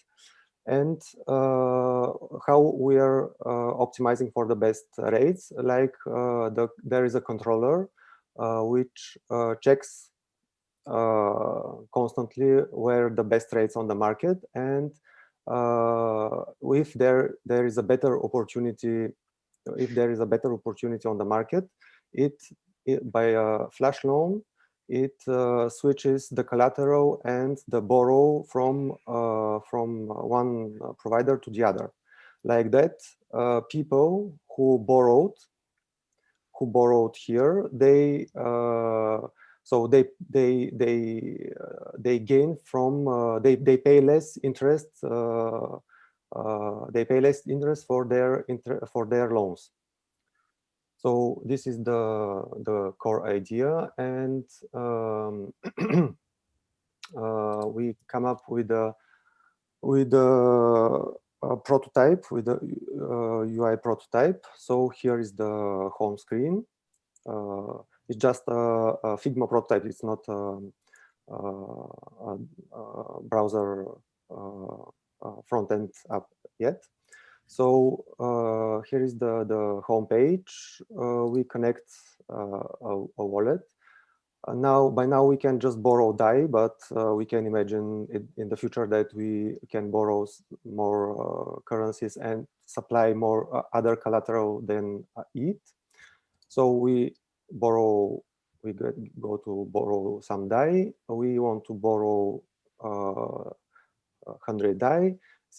Here we can see which is the provider that we are currently using in real time, like which one is supplying the best rates. We get a quote, and here we see, for example, some estimation of the debt we are going to pay in 1 month, 3 months, 1 year, and the interest that is gonna be saved for this amount.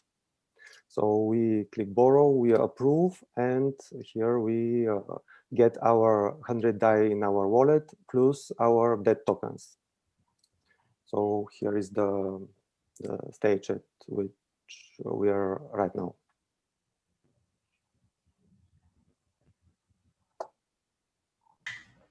That's very good. There's a lot of lending and supply side aggregator there, but almost not borrow side in order to optimize the borrowing cost of having position on DeFi. And the fact that, to the best of my knowledge or from my understanding of what you are building at Fuji, you can batch the loan position. So users basically deposit their assets and their collateral inside the contract, and the contract borrow on their behalf in order to batch the action and reduce the operational cost of operating those interaction is like super useful. And I see a lot of users that would be interested to use this kind of services. Yeah, it's exactly and a batching of loans. To repay, you will use flash loan, right? In order to swap full position from one protocol to the other. right? Yes, exactly. Yeah. Here, when we spot a better opportunity, we do a flash loan by repaying and borrowing again from the other supplier. Yeah, that's impressive. Yeah, since the time constraint, I'll be quick, and it's very interesting. I see a lot of market as well. It's something we have actually thought about it, either as an integration on top of our existing protocol or as a standalone product. So keep hacking. That's the good direction for sure. Thank you. Yeah, agree. It's a very, very good idea. I'll be interested to see how you actually implement it in code, because that'll be quite fascinating. But yeah, so far it looks, yeah, it's very good. Good idea. Okay. Yeah, basically really clear and targeted use case as well, which is good.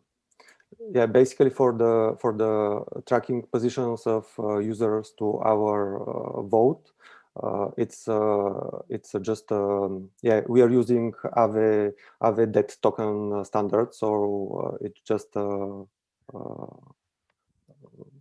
yeah, a kind of partial fork of Aave. Yeah, very cool. Okay, thank you. Anything else for Boyan?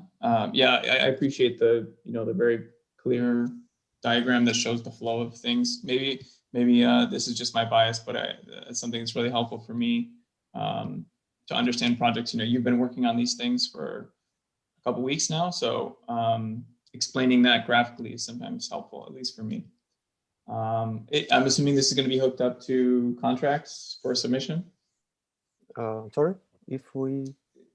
You have a Figma mockup, but will this actually be hooked up to contracts? Yeah, sure. Yes, we are actively working also on the smart contracts, and yeah, the idea will be if we manage to put all this together by the end of the next week. Gotcha. Okay, yeah, that's great. Okay, we're going to move on to the next project. And remember, anybody who has questions or they feel like they didn't get sufficient feedback, the Discord is perfect for these kinds of asynchronous feedback types. It doesn't have to be on a call. You can take screenshots of your project. There's a UI channel. All of the sponsors are in Discord and are responsive there. If they're not, please let me know or Emily know, and we'll reach out to them. There should be ways to get feedback other than this live session. We're gonna keep going. I just got to bounce now. That's totally fine. Yeah, appreciate you joining, giving feedback again this week. That's right. Thanks for having me. Enjoy, everyone. Great work. See you, David. Bye-bye. Bye. All right. Mark, are you sticking around as well? Yeah, I think I have time for one more. Okay. Appreciate it. So Mark and Nicola, this is Blossom with Chris H, Jancy, and Priyanka A. I'll let you guys start presenting. Yeah, first, thanks for sticking around for us. So we're Team Blossom. Can everyone hear me? Yes. Awesome. Yeah, so what we're doing is effectively Patreon for Ethereum. So what we're doing is we want a way for fans to be able to fund the creators and have creators be able to share a link where they can, where fans are able to fund those creators. And on the creator side, we're taking the donations from fans and sticking them into Aave and grabbing Aave tokens so that they generate yield and they don't have to do anything, even if they're not super familiar with crypto. They just need to share their link and their fans are able to send them Ethereum or USDC, and we'll take care of the conversions. So here we have our links. Say one of our teammates is actually a rapper, so we can pretend that he's sending a link to his fans. If we click the copy button, we'll grab a link. I'm just going to use one of our bookmarks for that. So say a fan clicks this link that our teammate sent. We connect our wallet. We'll send like 1 Ethereum because they're feeling extremely generous today. We click send. We click send, and something's not working. Yeah, of course. Yeah. Essentially, well, we don't have the smart contract ready, but it would send it, and the creator would receive the 8 tokens in the end, and they would just generate yield on it, and the creator would see their balance and then cash it out. Yeah. So basically, go for it, Chris. Yeah, basically our idea was, we have this balance here with AUSDC, but we also want to have the opportunity to let this donation grow over time. So it's not just, fans send money through ETH to the creator. It's that they send money and this grows. So it's almost like the gift that keeps on giving.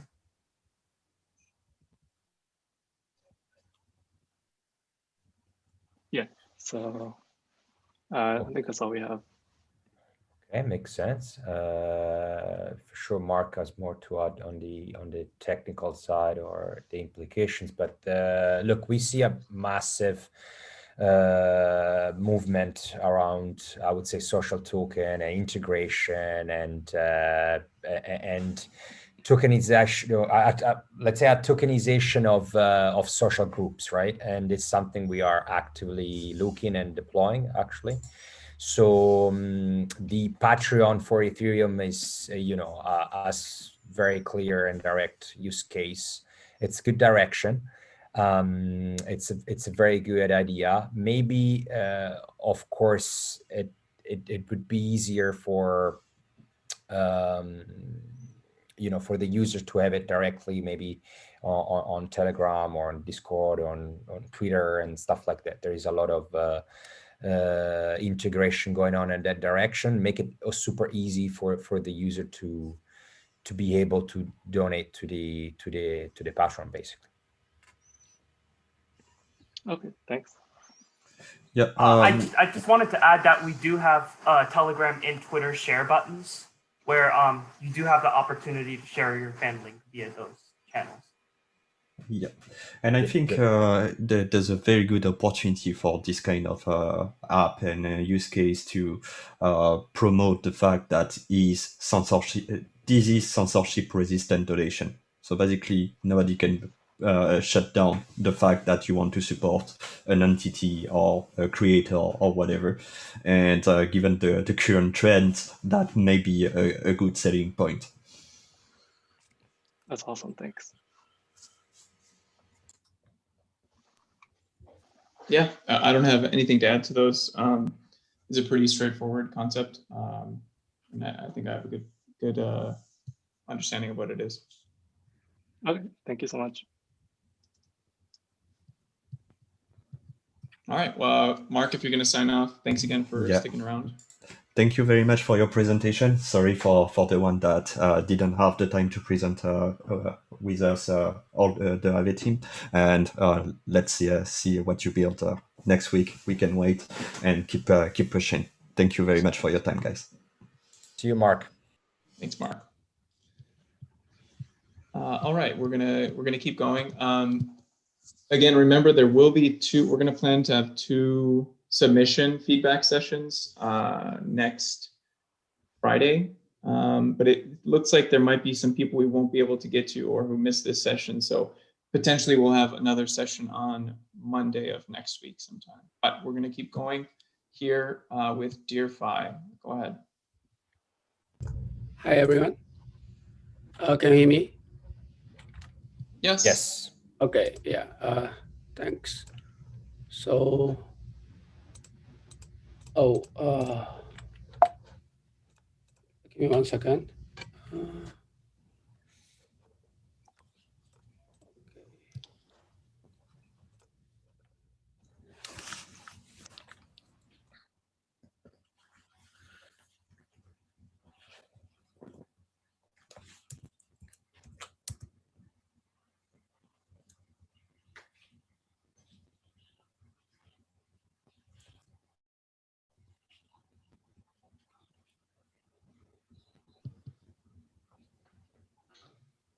Did we lose you? Are you still here? What I'm guessing happened is he went to share screen. Yeah, and then he had to update his Zoom. He's rejoining. We all good? All right, sorry. There's some sharing session problem. So thanks for the time. Today, what I'm gonna share is we built a permissionless marketplace for flash loan. Flash loan is very cool, but right now the flash loan is only available for like major stream tokens, and we want to build a platform that's having this flash loan for all tokens. So the idea here is that basically like anyone can create a flash loan pool for any assets they like. For example, here we build this Uniswap like info page, shows all the top pools, and then there's already some pool created. And then, so to create a pool, you have to go to our portal, which is dealfi.com, and we have deployed our smart contract on like mainnet and all the testnet. And create a pool is very easy, just simply by click, and then choose any assets you have, and then put the amount, and then you can supply the liquidity. And then if it's a new token, it will automatically create a new pool, just like Uniswap. And then once it's done, you come back, you will see the pool. Now, so for example, this is the DAI pool. There's already like 277 DAI provided in the pool. Now, developers can use the assets in this pool to execute the flash loan. How do I do that? Just come here, and then right now, flash loan usually is executed by from smart contract level, right? So usually we are not able to demo that, but here we prepare a contract that can demo you by having a dummy flash loan. To do so, you have to come to ETHScan. And then in ETHScan, you can directly interact with our smart contract. And then here you can see the flash loan.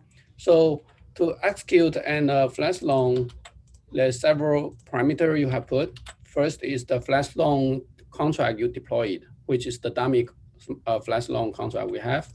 And then you have to specify like how much flash loan, like how much DAI you wanna execute for the flash loan. For example, here you can, let's say you wanna borrow 100 DAI.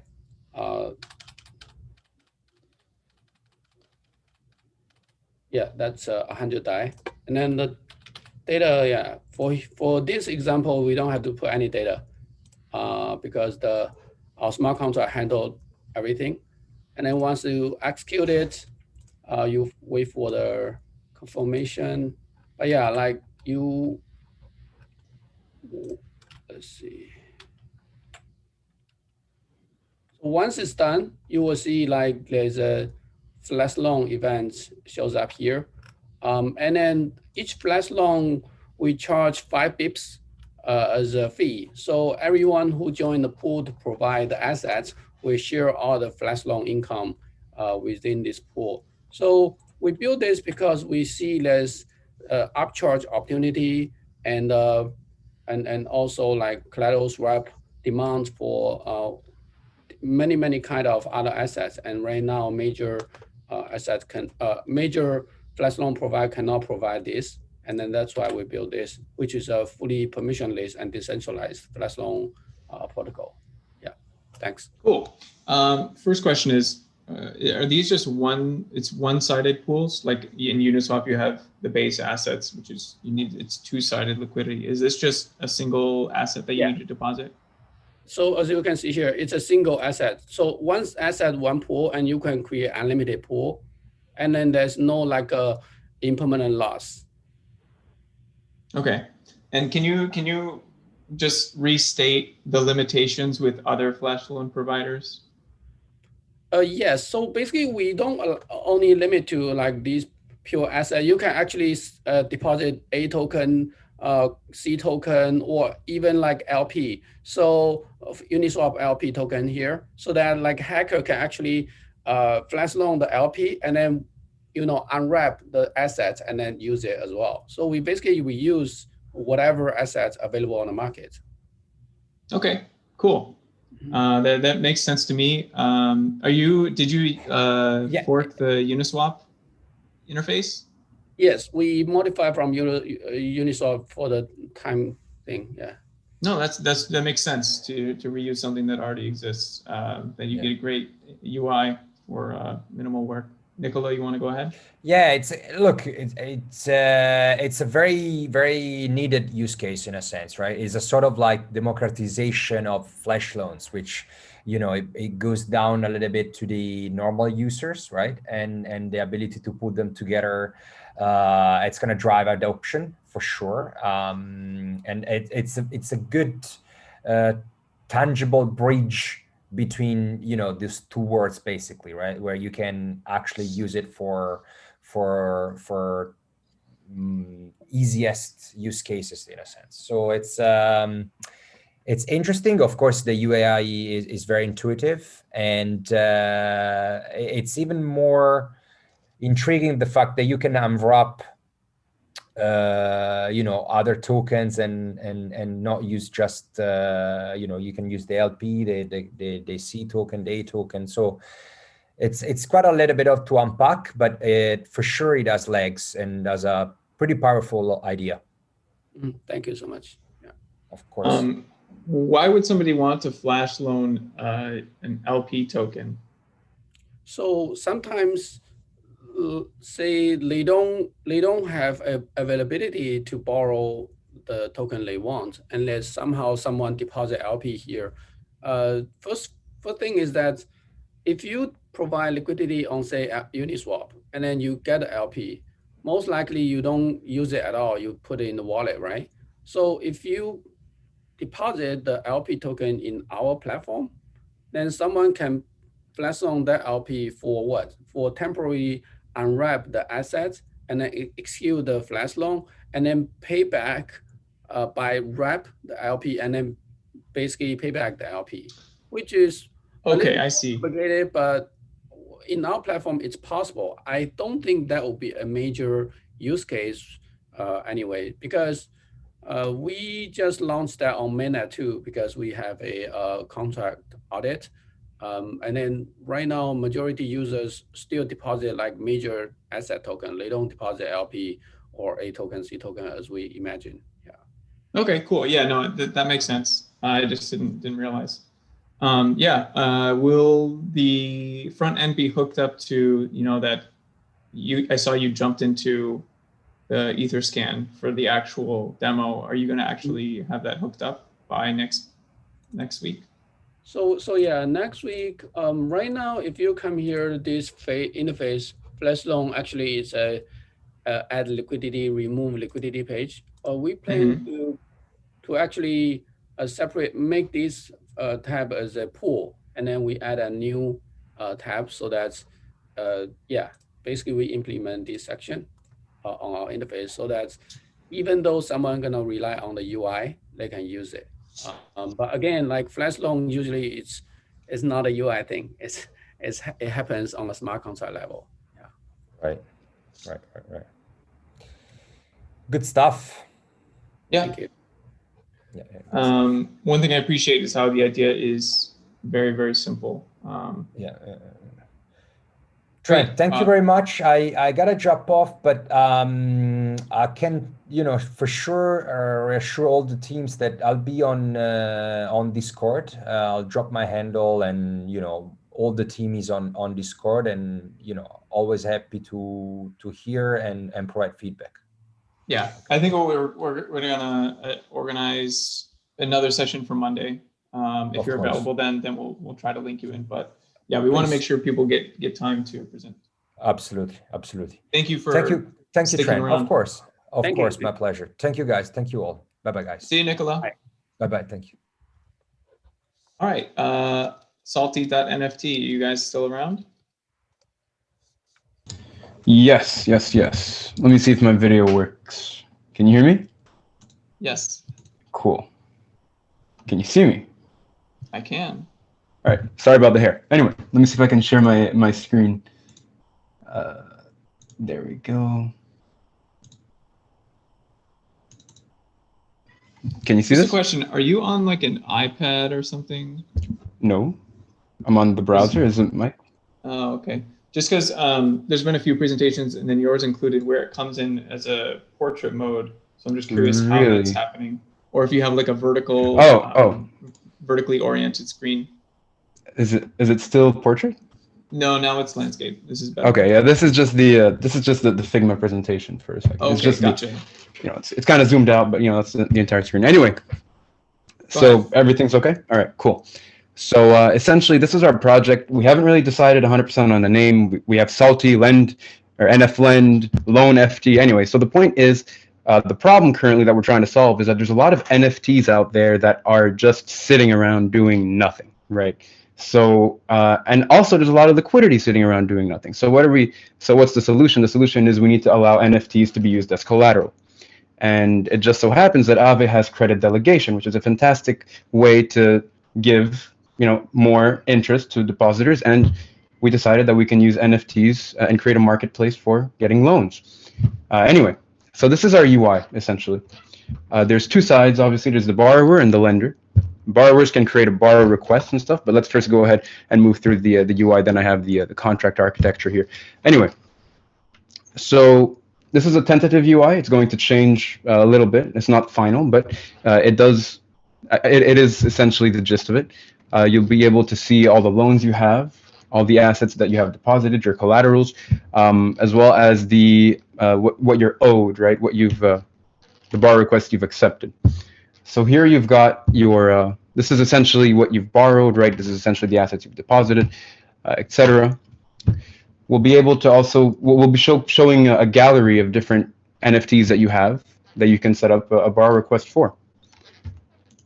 So here, for instance, let's say you have this wonderful, adorable little crypto kitty. You're able to create a borrow request. That we'll be able to use any A token that's available.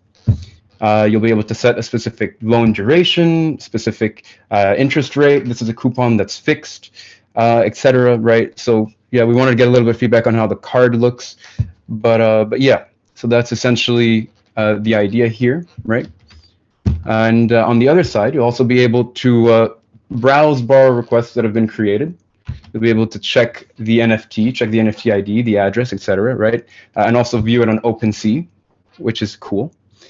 And yeah, you'll be able to make your calculations on the lender side. Obviously, there's more risk because you're borrowing from Aave with an NFT as collateral, right? So if the NFT goes under your loan, right, obviously, then there's no incentive for the borrower to repay. Anyway, so that's essentially the gist of it up till now. I know we're short on time, but yeah. So there's a little bit more technicalities in there. There's also a fee model that can be enabled that allows for a percentage of the coupon to be going to a certain address, maybe a DAO one day, who knows. Anyway, so that's the UI. And that's the user experience largely, right? Behind the scenes, there's a little bit more. This is essentially a little graph that I made here, a little diagram I made. I actually made this before I created the contracts, which are now done, more or less. But this essentially explains, it's not pretty, but it gets the job done. It essentially explains the architecture of the back-end contracts of the entire platform. So from the borrower perspective, there isn't much that you have to do, right? You just have to create your borrow request. It's a pretty low friction thing. Even the gas cost isn't that much. Of course, you do need to approve your NFT, and then your NFT gets locked with the borrow request, okay? And as for lenders, right, we can, as we've shown, you can browse different borrow requests, see their data, see which one you'd like to delegate your credit to, and then interact with the Aave debt token, which will be available on our website, obviously, to do. Delegate the credit to the contract, get the borrow request fulfilled, and that's it. And then obviously after a while, the lender has to, or the borrower will be forced to pay interest because there is a liquidation threshold, and if the debt accumulates like a debt token on Aave, it accumulates in real time, which is kind of cool. And yeah, so essentially they have to repay before the liquidation threshold gets passed or before the loan term expires. So this is essentially the structure, right? You lock your NFT in the borrow request, which is on the contract, right? And yeah, lenders can liquidate any borrow request that they're the lender in. So yep, that's essentially it. That's the gist of it. We're still working on a little bit of stuff, but yeah, hopefully I explained that okay. Sure. One question is, sure. Maybe I missed this, but what's the oracle? What's a price oracle for? There are no price oracles. How do you value the NFTs? Yeah, so this is actually something that we were considering, right? Because it's actually impossible technically, or it's actually highly manipulable, right? So what did we decide to do? Nothing. We don't need to value them, right? We'll leave that to the lender. And we actually believe that there's going to be a market that's going to be, I actually highly believe that there's going to be developments that are going to be showing that collateralized NFTs will likely be valued at a low collateralization ratio, right? To prevent the risk for lenders. Obviously, it's external. We don't need to manage the price necessarily. That's on the lender side, right? In exchange for the additional interest that you're earning for your delegation, you take on the risk of having that NFT and being stuck with it, right? If eventually there's no more incentive for the borrower to repay the loan. Okay. Yeah, I guess that makes sense. Just really quick, for anybody who's still sticking around, I think I just confirmed another session in 1 hour from now. So if you want to jump back in 1 hour, and I see we have 7 more teams after this. So if you want to drop off now and then come back, I will put the Zoom link in the Discord, and that will be with Austin Griffith. If you know him, he's done the Scaffold ETH stuff. So if anybody is still on this call and would like feedback from Austin, that will be in 1 hour or 50 minutes at 1 p.m. Eastern. Victor, you don't have to stick around. You're not obligated to stay. So like I said, in 1 hour, there will be a session with Austin, and I'll put the link in the Discord. If you want to stay on this one, that's totally fine. I know some people are in different time zones, but we'll jump back to Peter. So you said that you're not worried about valuations, which is, I'll have to think about that a bit more.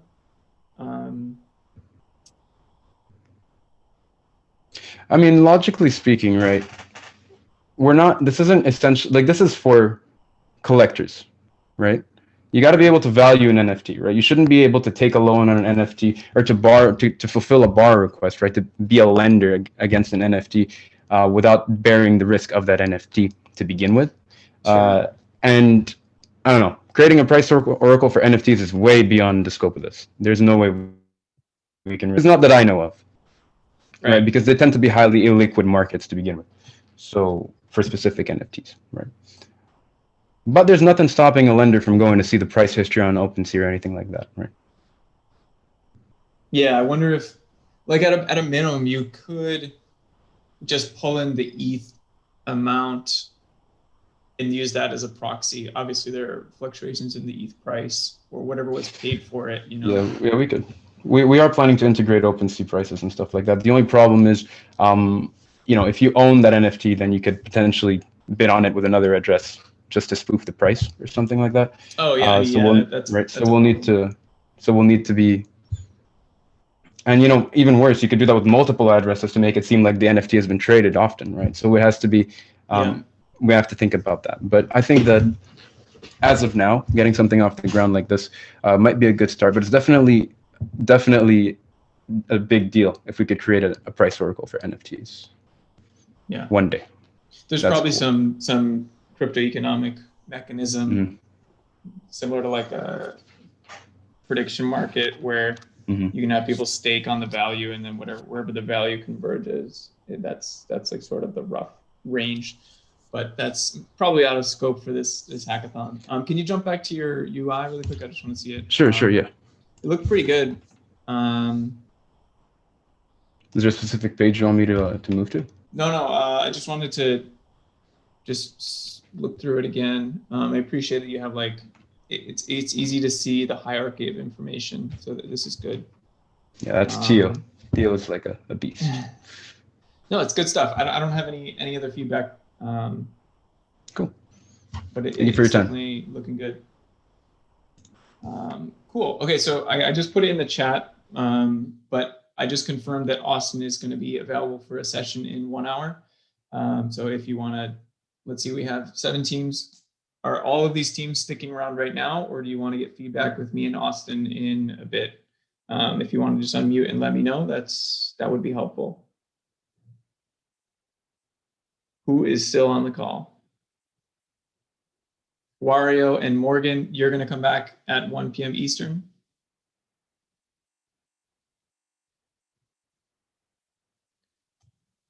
Okay, so that's 2 teams. Who else is still here who needs to present on this session? I'm still here. Hello. Okay, you want to present during this one? Yeah. Okay. If it's possible. Yeah. But I just didn't understand. You said that there will be something on Discord, or what? Some possibility to show on Discord also.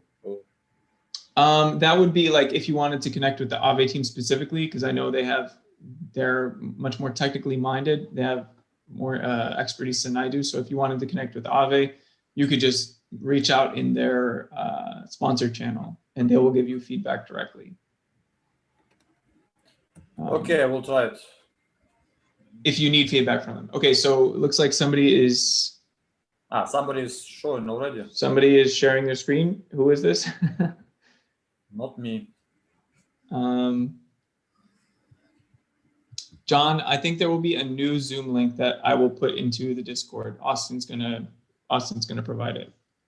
I'll put it into the MarketMake channel. Who is? That was me. Avish, are you? Yeah. Next is Cred Swap. Yeah. You want to present in this session and not the next one? I want to present in this session. Okay, yeah, go ahead. Okay, I'll share the screen. So our UI is not fully complete, but we have built a smart contracts. And I will explain you this flow. So can you see my screen? Yes. Yeah. So we are building credit default swaps.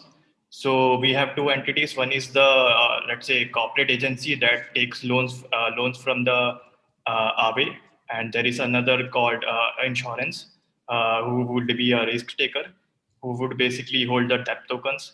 So the insurance would basically allow the corporate agency to take flash loans, and with that flash loan capital, this flash loan capital, this corporate agency can do anything, do arbitrage and earn profit from it, but 30% of that profit would be transferred to the insurance, as the insurance is taking the risk, right? And then based on the performance of the corporate agency, we are, as debt tokens cannot be ERC debt tokens cannot be transferable. So according to the performance of the corporate agency, we are creating a NFT debt derivative token, which can be traded on the secondary marketplace. So whoever buys that debt derivative becomes the insurance. Now the amount 30% would be transferred to that particular person. And we have built a chain link. We have built a basically API that contains all the profits. So we are fetching the profits from there, and basically fetching the profits from there to the corporate agency, and creating a cron job that periodically hits this contract and checks if the corporate agency has a profit or not, and if his performance is good, and based on that NFT is created. Yeah. Okay.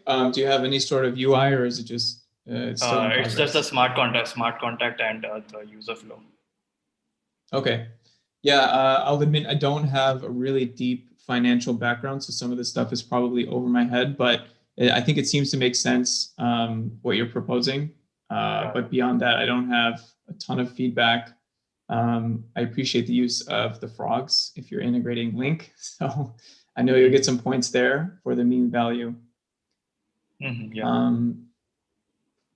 What other? Go ahead. It's basically credit default swaps. Right. Yeah.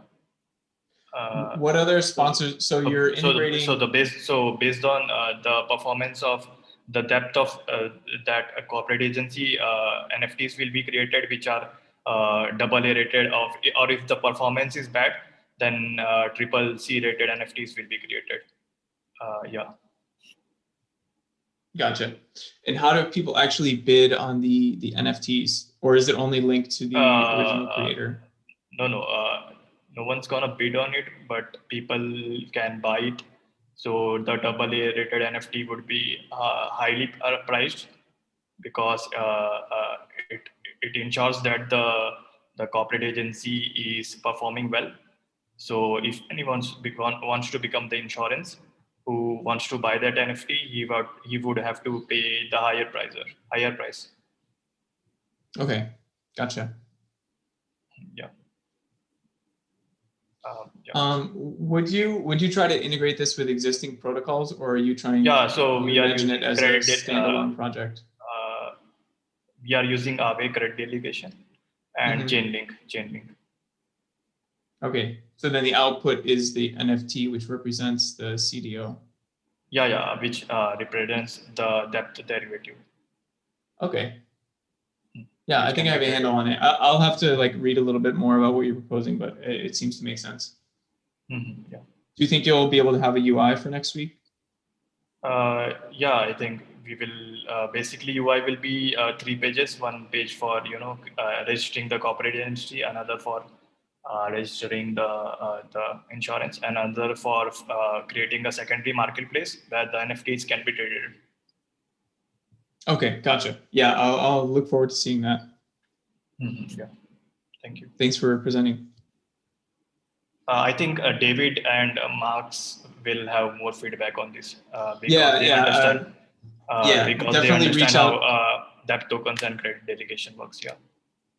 Yep. Yeah, they would be perfect for giving you more specific technical or financial feedback on this kind of stuff. So again, reach out to them in the Aave sponsor channel. Okay. Thank you. Sure thing. All right. So next up was Morgan, unless you're coming back for the session in a little bit. I do not hear or see a Morgan, so we're going to move on to DigiLab.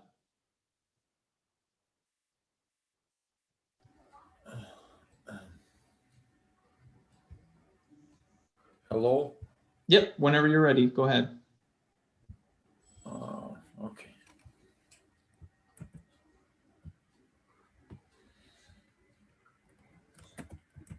So I want to present our last week work and our project.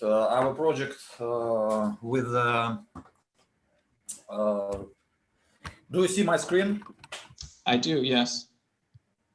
So, as I told you, we want to build the result. We want to build a liquidity pool containing assets from different chains, and we took as an example for the Ethereum chain and Binance Smart Chain.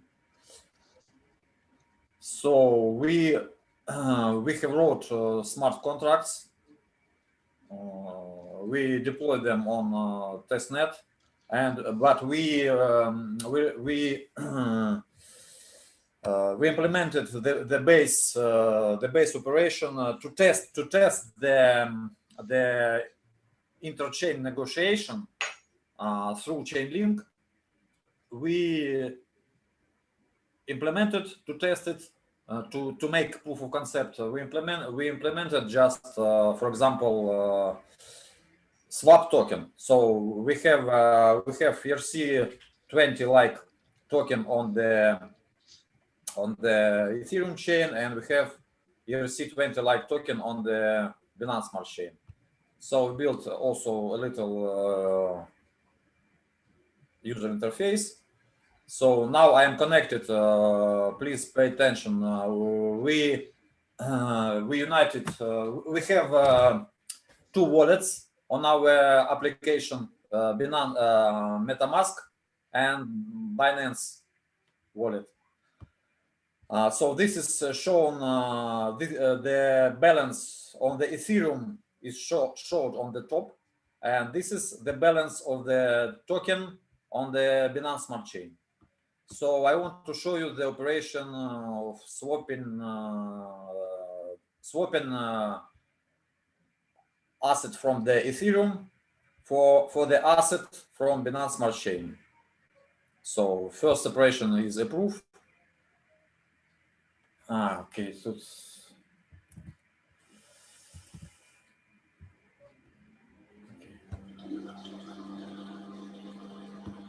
okay, now we have to wait for transaction to mine. Okay, now it is mined. Now we can swap one token from Ethereum, and we have balance. You see, we have 36, and the balance on Binance Smart Chain is 57. So swap.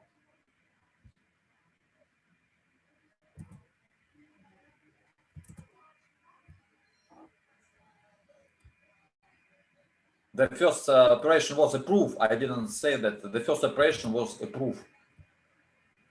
So now we are waiting for other transaction. Actually, everything is done, but we wait for transaction to be successful.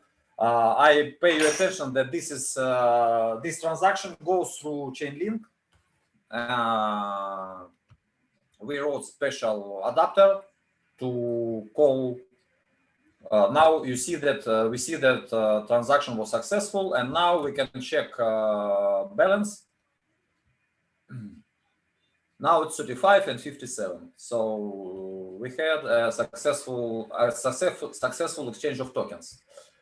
Actually, we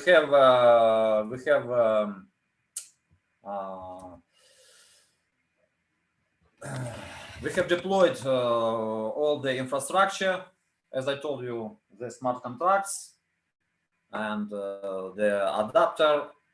And we also deployed our own Chainlink node where our adapter is living. Okay, so that's our work for this week. So we have the proof of concept interchain negotiation with Chainlink nodes. That's it. Cool. Hello. Cool. Yeah, sorry, I was muted. So what would you say? So this is good in that it's like a very clear concept and very clear use case. You know, people want to go between chains without necessarily relying on having to go to a centralized exchange. So this is good to see. Can you tell me a little bit more about what Chainlink adapters actually do? Like what's a trust assumption there? I can't tell. Okay, go ahead. Okay, so the trust assumption is I can show you the code maybe. So the API that Chainlink built, okay, it allows you to call smart contract. Actually, we have our own smart contract, and we have special smart contract that interfaces Chainlink node. The adapter living on Chainlink node, and you are calling the method. You are calling the method from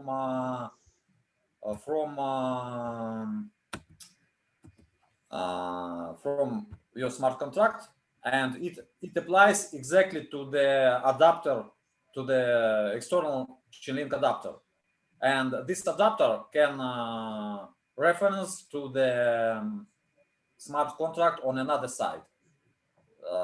So you have to deploy two adapters to have one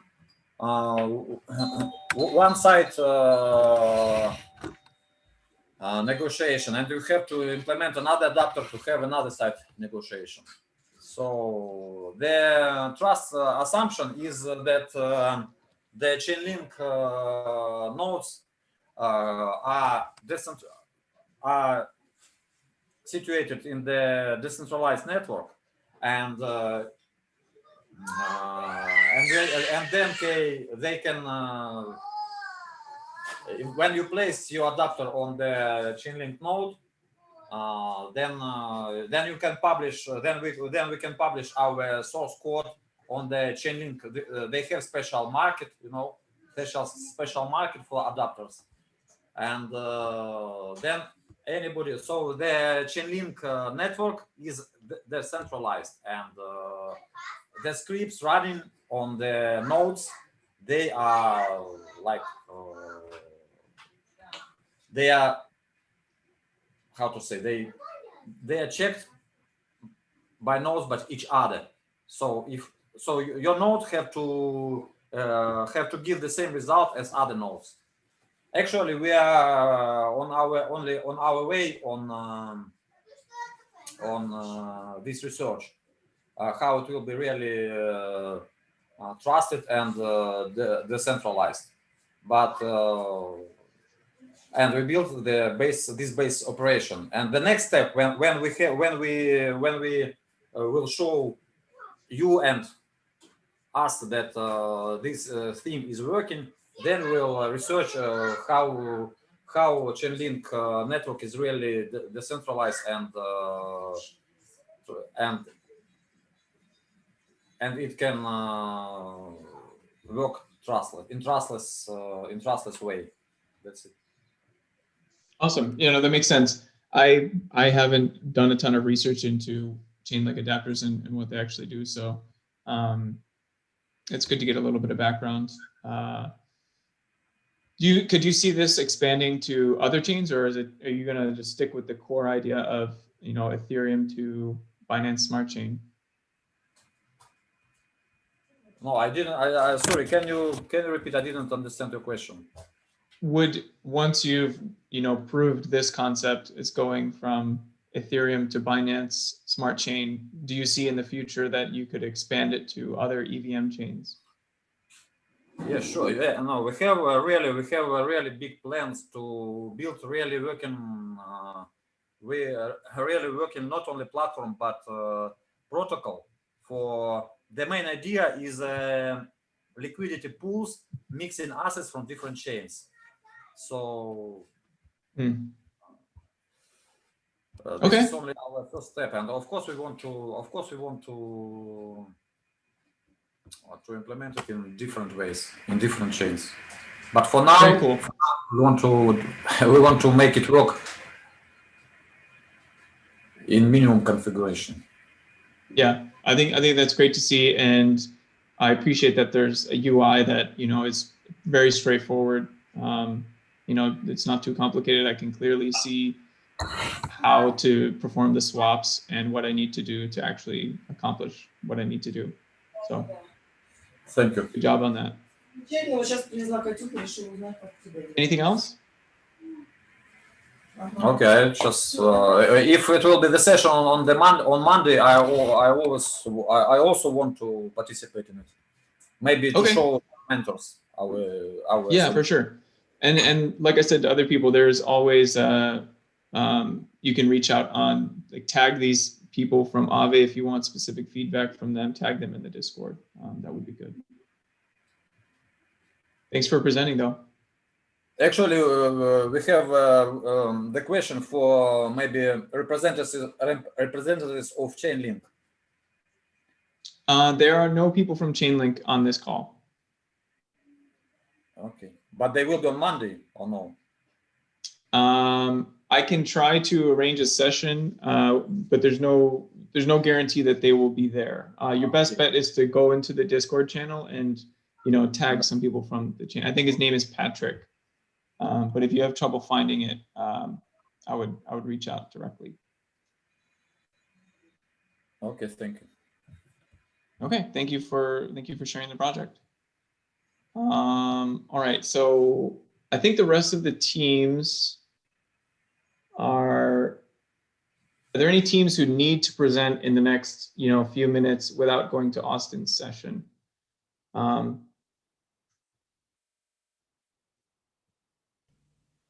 Any teams left who would like to present in this session?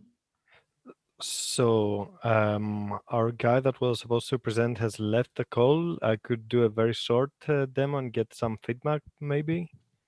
Sure. Yeah, go ahead.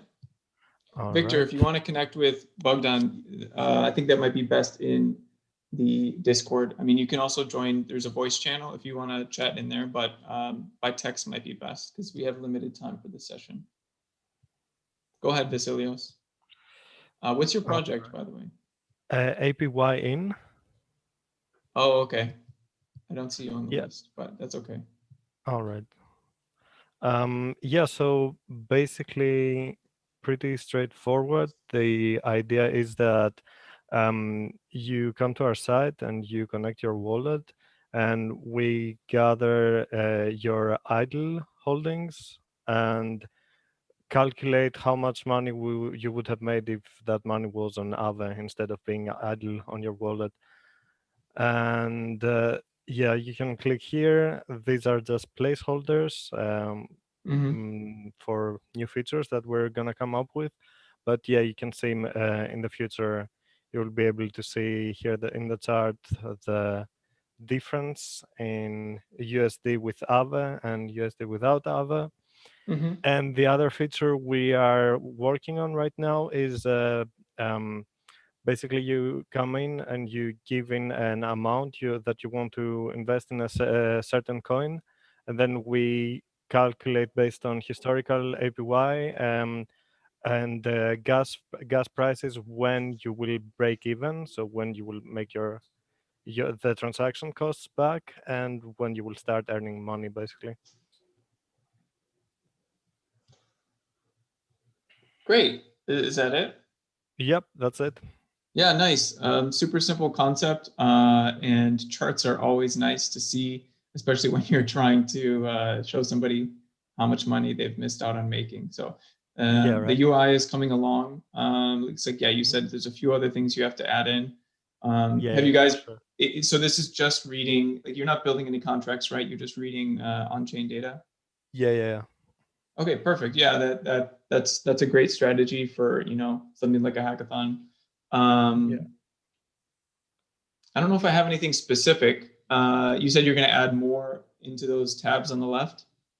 Yeah, basically these are just placeholders for now. Maybe we're going to add something for some nice explanation of how we do the calculations would be helpful. Right. Yeah. But yeah, little tooltips or something to give just a little more context. Exactly. Yeah. And this is only for DAI, or are there other assets? So this is based on my wallet, so it's not very, yeah, not Okay, much it can to be see. any asset that's in Aave. Yeah. Basically all your assets. Oh, And okay, here you cool. got links to go and ape in. Directly into Aave to deposit? Yeah, exactly. Very nice. I really like this. This is a very simple but clear project, Compact, and it's useful, I think. Yeah. Cool. Yeah, so if there are no questions, that's it. No, I from think my this side. is on a good track forward. When you go to make your your presentation, you're going to want to state like what the inspiration for this project was. Yeah, just make sure to give a summary of like why this is necessary or why it's helpful to people who are just getting started in DeFi, something like that. Yeah, exactly. Cool. Thank you for presenting. Yeah, thanks. Okay, I think we're going to wrap here. In 20 minutes, we'll be back on Austin's call. For anybody who did not, was not able to present here. So looks like there's some conversation continuing for Bogdan. I encourage you guys to jump into Discord and continue the conversation there. But we're going to wrap here. So I'll see everybody who's rejoining the next session in 20-ish minutes. And thank you for presenting. Yeah, that's it.